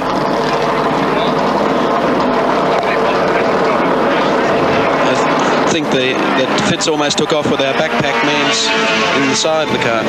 18.5 seconds. Had to be quick too, because the battle in that second, third spot now with Garth Wixkston, Charlie O'Brien and the Phillips Torana is a hot one. See from the camera eye view, the Peter Williamson Slako has pulled in for a pit stop. That's our camera car. Frantically at work, the boys, to get this tyre change on, and obviously a driver change. Mike Quinn has been driving for the last... Some smoke pouring out of there, or is it steam?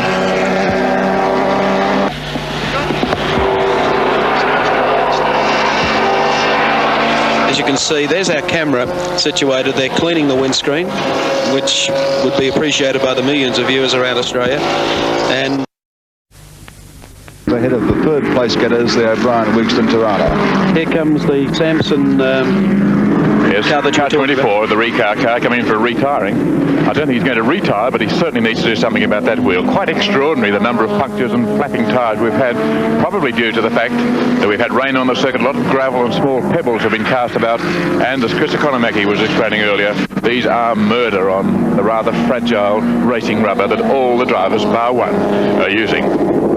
60 cars started, 39 remain after 123 laps. There are 45 laps to go, and goodness knows who's going to end up in the top 10. Again, here's the IBM printout, just giving you the rundown. Alan Grice has gone back to 5th after that long stop to repair the front suspension. Ralph Radburn, the man we are watching, is in 6th place. 7th is Gary Rogers and Bob Stevens, who've worked their way up. In 8th, the Torana from Albury of Scotty Taylor. In 9th is Peter Williamson and Mick Quinn. And in 10th, another class car. This is a Phil McDonald, Derek Bell, Alfetta GTV in 10th place. So we have 2 cars, both 2-litre cars, leading all the 3-litre cars and all but 8 of the big V8s. Quite incredible. Once again, the Breville Conrod Straight, as we see the field going down. The driver, of course, in the red and white Torana needs no introduction. Former Australian Touring Car champion, winner of the Repco Rally, winner of the Hang 10 400 from Sandown a fortnight ago. Pole position man for this race, leader of every lap. And aren't they accumulating money? The Coca-Cola bottlers lap money, the Ingersoll Rand lap money, the Penthouse magazine lap money, which has already started for Peter Brock. It's Alan Grice going through in car number 6 after that very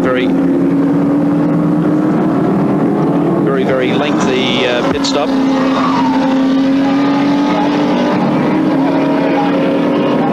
They're up into 4th, and providing there's no problem with the Allan Moffat John Fitzpatrick Falcon, if there is, they'll be back to 3rd.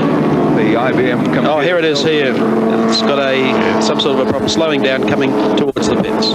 He has a problem, obviously. He's more than just a normal sort of slow. Maybe it's a tyre. Let's keep a look. Yes, yes. Indeed. Oh, another one. Another tyre. There must be a lot of debris on the track. And Larry Perkins, ex-Formula 1 driver, bringing the car into the pits, going fairly quickly on the rim. It's amazing how fast they can drive without rod roll on the back. Can't go too hard, though. You can see the sliding and skidding there, or else they'll damage the back axle. Keep the engine running with the sign, the tyres, the jacks, the tools are all ready. There are the details about the Janson-Perkins entry. On 122 completed laps, they are 4th in the big race, and very critical wheel and tyre change. They've turned the motor off, despite what they said, the right rear sign chalked on the rubber. They have turned the motor off. I would doubt whether Larry Perkins would have seen the sign. He would have come into a scene of some confusion. Not just there, but all around him. There's quite a bit of activity around the pit wall. There's the dry brake system going in the back. And there's the wheel. You can see there's not a great deal left of the tyre, and the wheel itself damaged quite a bit, although he nursed it around fairly well, and probably no damage through to the axle and transmission. The big question is really whether the engine will fire.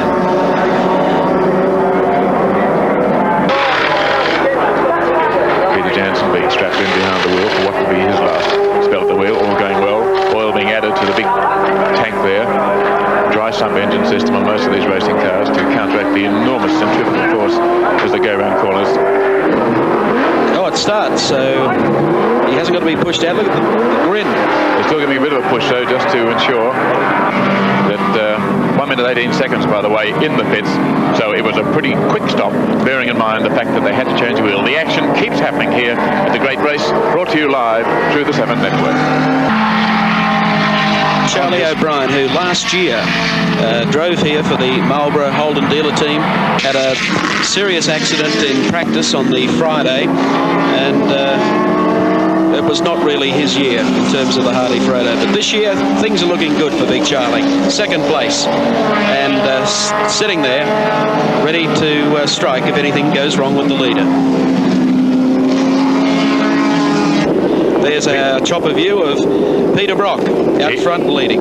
He's leading and doing it easily, but he's not necessarily going very slowly. He's lapping at the moment in about 2 minutes 26. Now that's only 5.5 seconds off his pole winning time yesterday, so he's really going around there not just easily but so fast that it must be dispiriting the opposition. Yes, he's a pro in every sense of the word, and he makes it look so easy, and that is the trademark of a very, very good driver. And this is a man who's led all the way. The interesting thing is to look through and see how many cars remain unlapped, because we have up to 20 cars, and it was only 10 laps before he was starting to get among the top 20. By 11 laps, Peter Brock had lapped all but 14 cars, and very quickly the number whittled down until on lap 42 only 4 cars remain unlapped. That went on for some time until the retirement of John Harvey's car, number 26, which reduced the numbers. And then by lap 59, only 2 cars, himself and car 6, Allan Grice, were unlapped. And on lap 85, Peter Brock made it just himself. No one else was on the same lap, and that's the way it's been from now on. We're following Peter Brock and the Marlborough Holden Dealer Team car around the circuit.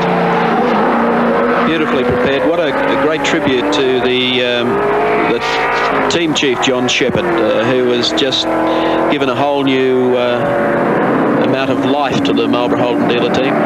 Cars are finished impeccably, driven to perfection. They always choose the right drivers. I feel sorry really for Ron Harrop from Victoria, who probably could just run away and hide somewhere with the car placed in second spot to go out and have a brake problem that probably some people could interpret as being a driver error in settling into the car after John Harvey had done such a wonderful job.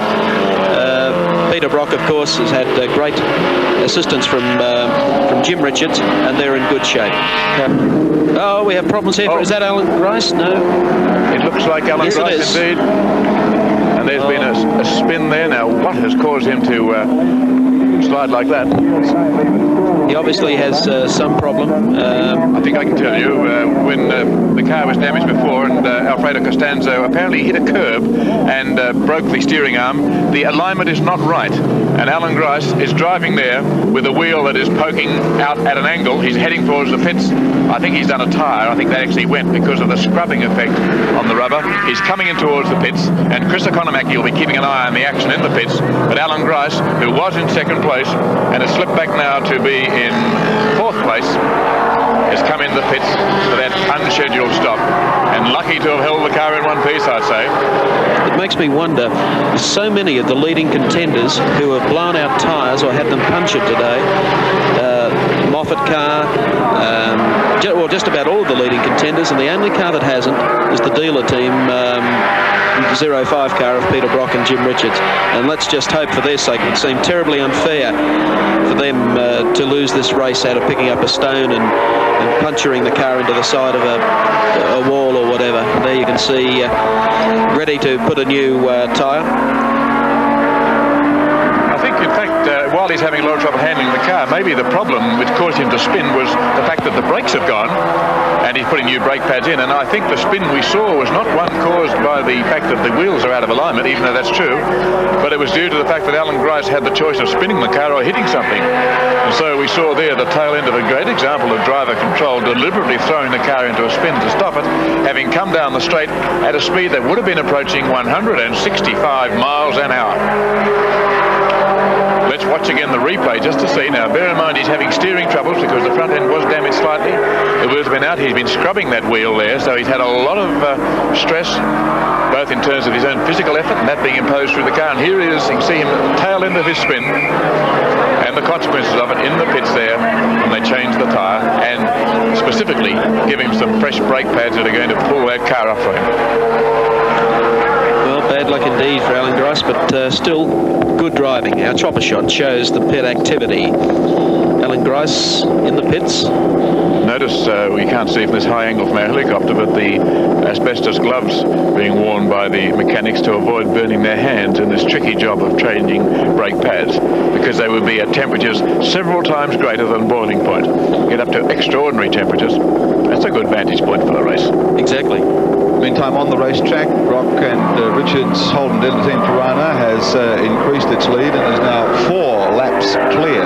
4 laps clear for Brock and Richards, ahead of O'Brien and Wixkston, and the Phillips Torana in second place, and they are a minute 17 ahead of Moffat and Fitzpatrick in the Federation Falcon. Well, I think our viewers just saw just how hot. Here is the Wixkston Charlie O'Brien car coming into the pits for a pit stop. That's the Phillips entry, Torana. We'll wait to see how quick they can affect their pit stop. They're keeping down second place, a minute and 17 ahead of Allan Moffat in third. Well, this is a critical one then.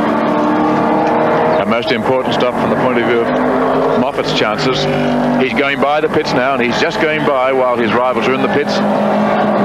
He's now then, Moffat will be in second place. Allan Moffat has gone into second place, and once again we have a Peter Brock versus Allan Moffat show.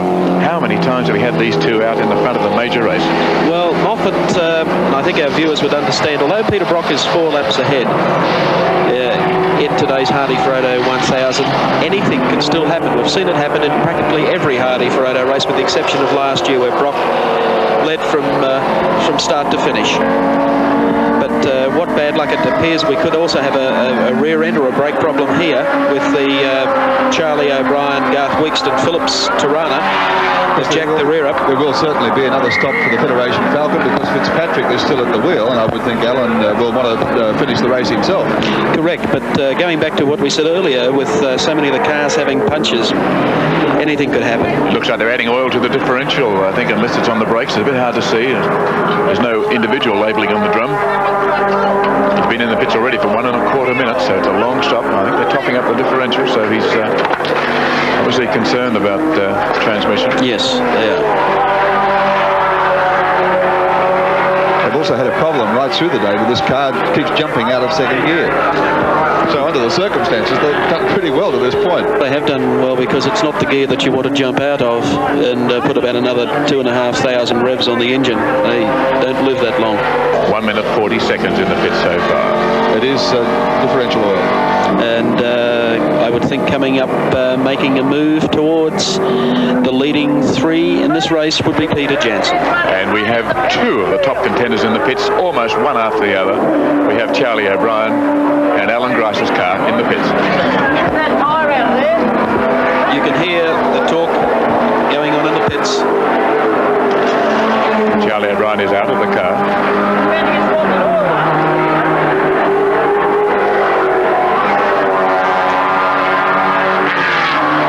Looking too hopeful. Garth Wixkston trying to describe something, adopting an extraordinarily agitated pose.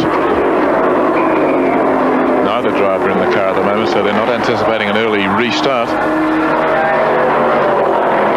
Allan Moffat, 1 more lap on. A little bit further up, the class-leading Goff car in the... No, it's not. It's another Goff Motors, the Mazda. I thought we had the Goff Gemini in the pits. Just had a report from the pits that the race leader Peter Brock will be in for his last pit stop in the next lap or 2. Right, so the pits are suddenly growing very busy, to be a very busy place. And with O'Brien, Wixkston, and also the Grice car in the pits at the moment, that would put Janson Perkins into 3rd place. Yeah, that's correct. And also keeping in mind, as Gary said a moment ago, the Moffat car with John Fitzpatrick at the wheel still has 1 more pit stop. You can see the oil. I think most of it's overflow from the differential, and they are pushing the Charlie O'Brien, Garth Wixkston car out of the race. It'll go to the back of the pits, but I think it's out of the race. Here's Brock Peter now Brock coming into the pits. Are you down there, Chris Economaki? Yes, he is. We're just waiting for Chris in position. This will be probably a little longer pit stop, I would think. They already have a good edge over the rest of the field. Nothing to really worry about. Peter Brock still sitting in the car. The second 10-gallon churn going into the back of the car. Peter's not going to change.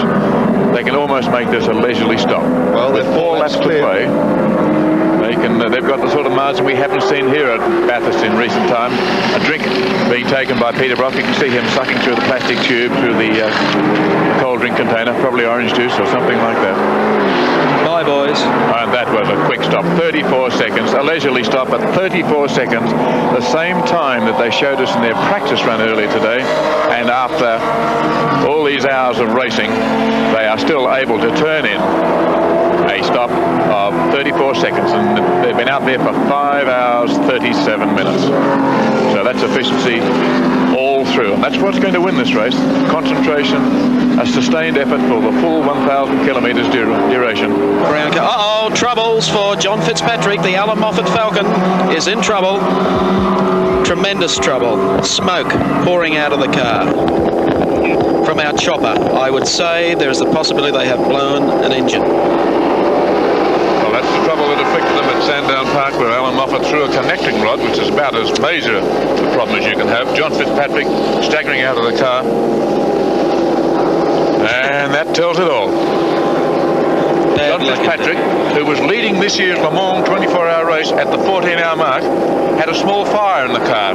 His co-driver hit a rabbit, bent the oil filter, oil cooler. When John was driving the car, the oil was dripping onto the engine. It caught fire. He pulled up to see what it was. Very minor, but before he could put it out, a zealous French marshal came along and doused the car with so much foam that he ruined it. Well, I think the Allan Moffat car has been ruined in a different sort of way. He is out of the race. That situation, of course, with Fitzpatrick going off on the way up Avco Mountain Straight, lifts Peter Janson and Larry Perkins into second place in this year's Hardy Ferrado 1000. Of course, the race leader still car 5, the Marlborough Holden Dealer Team. Peter Brock tooling along in front in no mean fashion, and he's 5 laps ahead of Janson and Perkins, now in second place. Let's go to Chris Economaki in the pit area.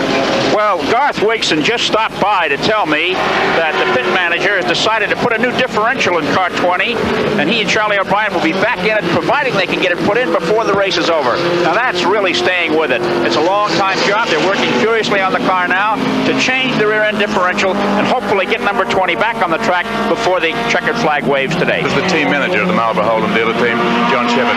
John, you're in radio communication with Peter Brock. He has a 6-lap lead. What special instructions have you passed on to him?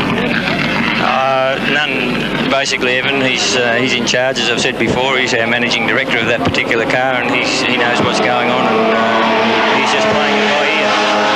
Are you reporting any problems at all? No, none whatsoever. Is he due to come in again? No, he's just going to stay out there. He'll either stay out there till he wins or he won't win in that order, if you follow what I mean, because he's not expected back in again. In many ways, this must be the worst period in the race for you. Well, it's bad in some ways, but the thing about it, really, you understand that things have taken their course, and it's you just have to wait patiently, I guess, until the end comes. But it's bad in a lot of ways, but I don't think it's any worse than the other period. It tends to get a bit boring after maybe 20 or 30 laps into the race. I thought you were going to say after 20 or 30 years you need that sort of time before a thing like this can become. No, we won't talk about that. How much work has gone into preparing the car? Well, I guess 3 frantic weeks since Sandown. The car's been completely stripped and rebuilt, and new engine, transmission, rear axle, and it's been renewed from end to end. Do you get the jitters when you watch him on the screen, when you see Peter actually out on the track? Not really, because I've got supreme confidence in the lad. He knows what he's doing, obviously, and he doesn't bring any bent cars in at all. And we're just, as I said, I'm being stupid about the managing director business, but he's in complete charge, and I don't have the slightest worry at all. How do you rate Peter Brock among the great drivers? I guess the only bloke I would rate above him in terms of things that he's done, not so much in what he can do, is Pete Gagan. Peter Brock is probably a comparable driver, and I guess I've got to be careful what I'm saying, because I'm not trying to denigrate Peter Brock, because he's obviously the top around at the moment. I'm just saying, in terms of scores on the board, Pete Gagan is probably a little more successful, but not at Bathurst. So, really, I think the pair of them are pretty top lads. You're talking of 2 great drivers. Yes, exactly, yeah. Thank you very much, John Shepherd. We'll let you go back to your area where you can worry in private. Thanks for joining us. Thank you. I'll send you back now to Gary Wilkinson, but in just a minute I'll be talking to Allan Moffat. And as we watch Alan's car, maybe I can keep going here. I've got Allan Moffat. Let me just shuffle some headphones. Must be a sad sight for you, Allan Moffat, to see your car, Actually, the bearer of so many of your hopes, coming in like that. The thing I hate most is seeing it on that vulture carrier, if you want to know the truth. That's really the sad part. I wish they'd leave them on the track, actually. And apart from the fact that I think the trucks are fantastic, that looks sad to me, to be on the back of that truck. What happened to the car? Oh, I don't know. I think John will have to tell us. It could have been the engine. Possibility, but I suspect that the brakes might have gone, and well, as I was mentioning before, there isn't much hope for most of these corners. The brakes only just slow the car down. I know I have a little complaint every time I get on these microphone, Evan, but I think really the cars are going just a little bit too fast for the stopping power that we're permitted, and it might just be something that we're going to have to think about for the future. Well, now it looks as though, all being equal, that we're going to see Peter Brock win his 4th race here on the mountain. You've already won 4 races. It'd be nice to be the first man to win 5. Are we going to see Allan Moffat in action here next year? That one's hard for me to answer at the moment, and I prefer not to. You're in a period of some uncertainty. You've had a pretty harrowing sort of year, I think. It must have been not only worrying and disappointing, but enormously expensive. Well, after a while, the money, you forget about the money. If you weren't prepared to spend it all in the first place, we wouldn't do it. I complain all the time to the people that support me to get as much as we can to do the job. It's never enough. But I think under the circumstances with Ford not prepared to get behind the vehicles, I see very little point in us continuing to try. Seeing the way you drive there, and particularly some of the fans who tend to boo one driver and cheer the other, imagine there is probably intense hostility, more than rivalry, between yourself and the top drivers on the other side, Peter Brock, John Harvey, Bobby Morris. Is this the case? Are you really, bad friends, enemies? How do you feel towards them? We're not good friends. We're not social friends, but I think the description you've just put forward is not correct. I certainly feel no animosity. I have great regard for anybody that can beat me because I know how hard I'm trying myself. And there are a great number of professionals in this country, and you've just named a few of them. Allan Moffat, a man who's just suffered the crushing blow of seeing his car retire from this year's Hardy Ferrado 1000. Now back to Gary Wilkinson. Thank you very much, Ed Street. And on the track at the present time, we see Steve Masterton in considerable strife.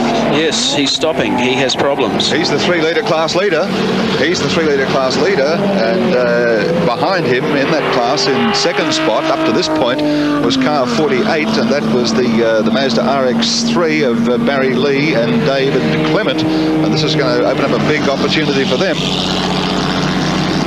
Well, we could hear the motor coming over that top part of the circuit. That's obviously some sort of a problem with either the engine or fuel feed or whatever. They've made their pit stops and they've been very, very proficient in their pit stops today. So it'd be a tragedy to see them drop out of the race. I would think at this stage Steve would be trying desperately to get the car back to the pit area as quickly as he can. The Masterton Capri, and it hasn't made it. A crushing blow. One of the smaller Fords withdrawing after looking such a chance for a class win in the 3-litre class. We'll just wait and see what Steve, when he steps out of the car, if there's any move to pull the hood up and look under it, or whether just to park it. His crew are running down pit lane at the moment, heading down towards the area where he has stopped to see if there's any way they can be of assistance. You might recall I was somewhat concerned whether or not the car could actually make it up the incline into the pit area, and it hasn't. That tells it all, doesn't it? No. And he hasn't been able to make it up because where he is parked is just probably 2 or 3 metres before the Hardy Ferrado Centre and the opening to the pit entrance. Quite surprised with John Shepherd's comments. I regard Pete Gagan as a tremendous driver. He always has been. I would have thought maybe if John had rated him so highly, we may have seen him actually in the Marlborough Holden Dealer Team. Have another one up here, number 15. Alan Taylor and Kevin Kennedy, their Torana, car 15, just taking a short detour through the scrub and having great difficulty. Now they're back onto the circuit, having gone off at the end of pit straight. Peter Brock in the Holden Dealer Team car 5 has 11 laps to go. This poses the question, has anybody ever led this race from go to woe before? I don't think so. Gavin Green, who's sitting in with us, helps us tremendously through each and every Hardy Frodo 1000. That'll be a first, Gavin? I think so, yes. I don't think any driver has led from the very first lap continuously through to the finish. Some extraordinary results, Mike, appearing if you look through the entire outright position because of the attrition of the race. The leading Falcon is the Jim Keogh car, number 12, which is now running about 22nd, I suppose, but with the loss of the Allan Moffat and John Fitzpatrick car, it puts him up to the leading flag bearer as far as the Falcon is concerned, although he's behind some of the Capris, but a good effort by Jim Keogh. And even John Goss, who had such disastrous times early in the race, is now among the leading 25 cars, so it just shows you what persistence can do. Absolutely correct. The top 10 will be an interesting readout at the completion of this year's race. Really throwing that car around. Now the Falcon and Moffat and Fitzpatrick is still shown, although of course the car is stationary. Now don't tell me I put the mocker on, yes, on car 12. Is that Jim Keogh's car, the leading Falcon I just mentioned? Goodness me, I'm going to stop talking about them. Yes, we're turning the Hardy Frodo into a Ford graveyard. Sorry, no, I've got Jim Keogh here, and he said that's Wilmington, that's Gary, not us. Gary Wilmington, yes, I was going to mention that, has been running not too bad all day. Of course, his race finished early last year when he went into the Armco about 200 metres back from where he stopped there. I've got Jim Keogh here with me. You can't see him, but I'll have a chat to him. Yes, You're about the only Falcon left now, Jim. The only Falcon's still running, Evan, and we're as pleased as punch. We've had a few problems with the car during the afternoon. We've broken a front wishbone. We lost a fan belt very early in the piece, and there's the car. You can see it there, not blowing any smoke. John Mann doing a nice job, taking it around very carefully. We've set the car up for reliability. We're driving at maximum 6,000 revs. We've got quite a high diff in it, and our plan was to finish, and it looks like we're going to achieve that. We watch the leader swing round. How many laps to go is it now, Gary Wilkinson? 4 laps to go for Peter Brock, and the finish of the Hardy Frodo 1000 for 1979, and he will be, provided he maintains this position, the first man ever to lead the race from go to woe. They've led every lap of the race, and when I say they, I mean Peter Brock and Jim Richards. Peter Brock, though, it will be his 4th Bathurst win, which is incredible in itself. He ties the record with Allan Moffat of 4 wins. Keeping in mind he has won pole position here for the last 3 consecutive years. He has also won a number of Australian Touring Car Championships. I guess the next biggest race to the Hardy Frodo could only be turn the 400-kilometre hang 10 at Sandown Park. He has won 5 of those. He has also won the Repco Rally this year. An incredible performance from this very, very talented driver, Peter Brock. There he is, at speed. Already the fans up on top of the mountain are cheering him on. 3.5 laps to go for Peter Brock as he heads on the way down to the dipper, and then, of course, onto the straightaway once again. And it all seems so easy. As we've said so many times, the mark of a truly great driver, any driver who can make racing look easy, and I suppose at home it just looks like a Sunday drive. Well, that's what it is to Peter Brock, with the immense concentration needed to win a race, to lead every lap of the race. And of course John Shepherd, who doesn't give too much away, looks like a very unemotional man. It's all a job to John. He's been connected with many top drivers in past years. Pete Gagan and of course Bob Jane. 62 is one that is out. That's the Power Cubler Dolomite. They've had some problems there, and that has come to a stop. Here he comes on to pit straight once again. And when he crosses the line here, he'll have 3 laps to go. In second place is Peter Janson and Larry Perkins. They're heading for their best Hardy-Frodo finish. They finished 3rd here last year, of course. Alan Bryce was 2nd, and I would think that would make Peter Janson very, very happy indeed. Janson at the wheel for the final stint would be aware of his standing in the race and would not want to be doing anything ridiculous or any bravado needed to... There's nothing to prove. There's no way he can catch the race leader. He only has to sit there and conserve and make sure nothing goes wrong so he can lock up second place. Here he comes, 05. It was the story in 1978. It is the same story in 1975. The 1 lap to go flag will come out. I was aware of the fact that Moffat was commentating, so I really went for it. And the last lap, I actually set the lap record purely just to show to people that, hey, this car's running strong. The signal has been given to Peter Brock. And there you can see on the right the crowd in the pit road signalling this great driver.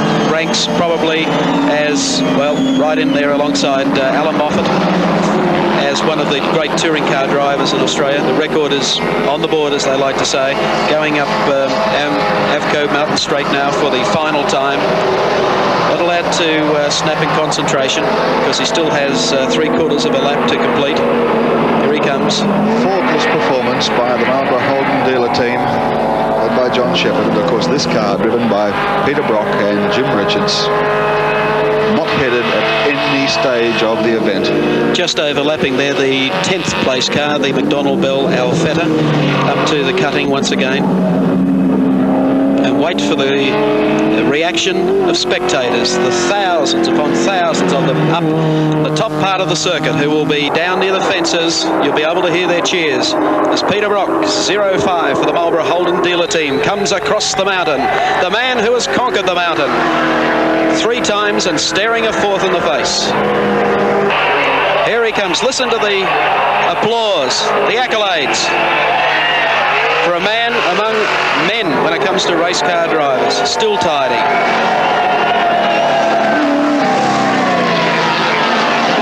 Picks up the inside rear wheel that time. Peter Brock is trying and trying hard in this last lap. It'll be known as not only the race in which this car led every lap of the race, it'll be interesting to check his final lap time. We have a timer on him. Conrod straight away. There you can see Bathurst in the background. Peter Brock wants to see one thing and one thing only, the checkered flag for his 4th Bathurst Hardy-Frodo 1000 win. And here he comes down Breville Conrod Straight for the final time. No traffic to worry him.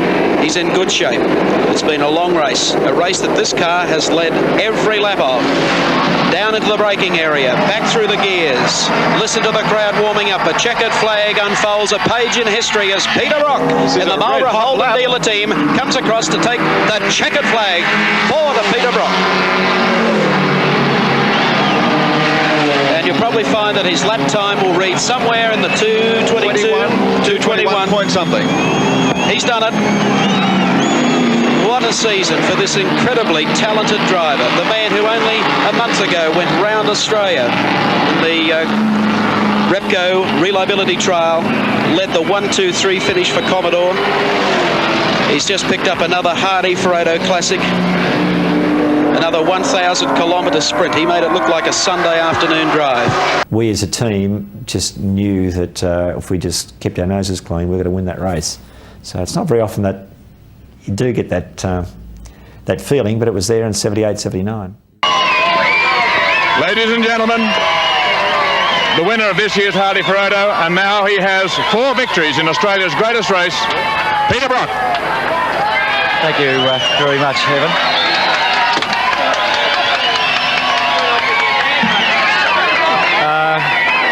Absolute dream run for us.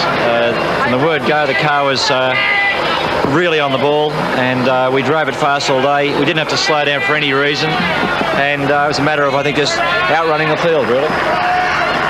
Was there any time during the race when you were worried? Any time at all? about the 1 minute board, I think. I hoped I wouldn't make a start like I did last year, which was a dreadful start for the race. No, once I got the lead and I drew away in the early laps, and I was doing it very easily, and I thought to myself, I think we're going to have a very easy run here today. But I couldn't understand why we were really that much quicker than the opposition early on. The car finished off very, very well. Temperature gauge never went off 90 degrees Celsius for the water, about 95 for the oil all day, and that's, I think, an absolute tribute to John Shepherd and Bruce Nowacki and the boys who built us a car which is absolutely capable of taking the 1,000 kilometres in its stride very easily. Let me introduce your co-driver, once from New Zealand, we'll still call him an international driver, but almost an Australian, Jim Richards. Well, first I'd like to thank Peter for a start. He did most of the work, but a lot of thanks to John Shepherd, the Holden Dealer Team, and all the boys looked after the car. They did a great job, and I'm just very happy to be part of the team. Thank you.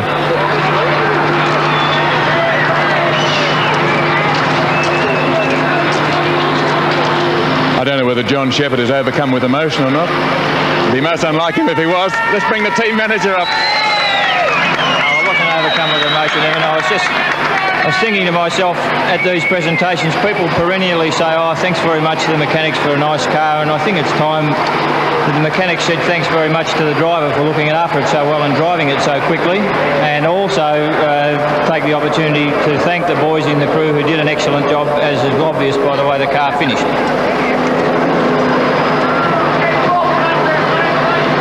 Peter Brock, let's bring you back to the microphone. We're about to call upon George Hibbert to make the presentation to you, the general manager of Hardy Fredo, a man we could truly call the father of this race. George Hibbert, please come up to the microphone with Peter Brock.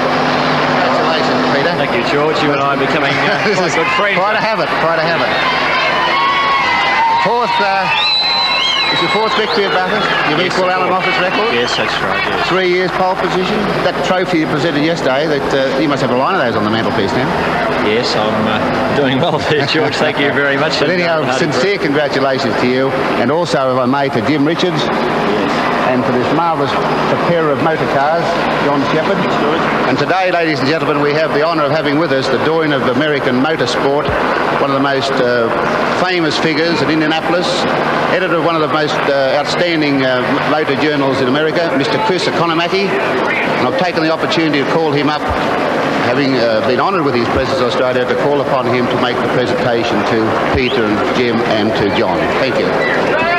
Thank you very much. I'd like to say that I've traveled the world to see motor races. Today I've seen a world-class event won by a car that is prepared, the likes of which I've never seen. There's not a drop of oil on it.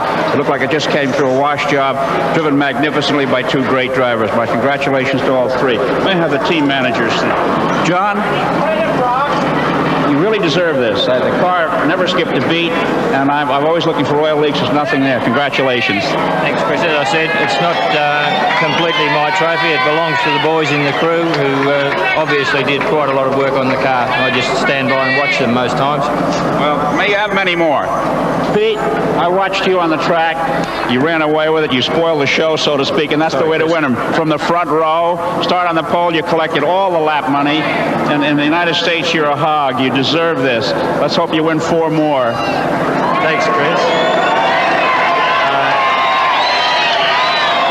I realise that in the States, you would probably draw out the yellow flag to close things up a little. We had a few spots of rain there, but we handled that okay.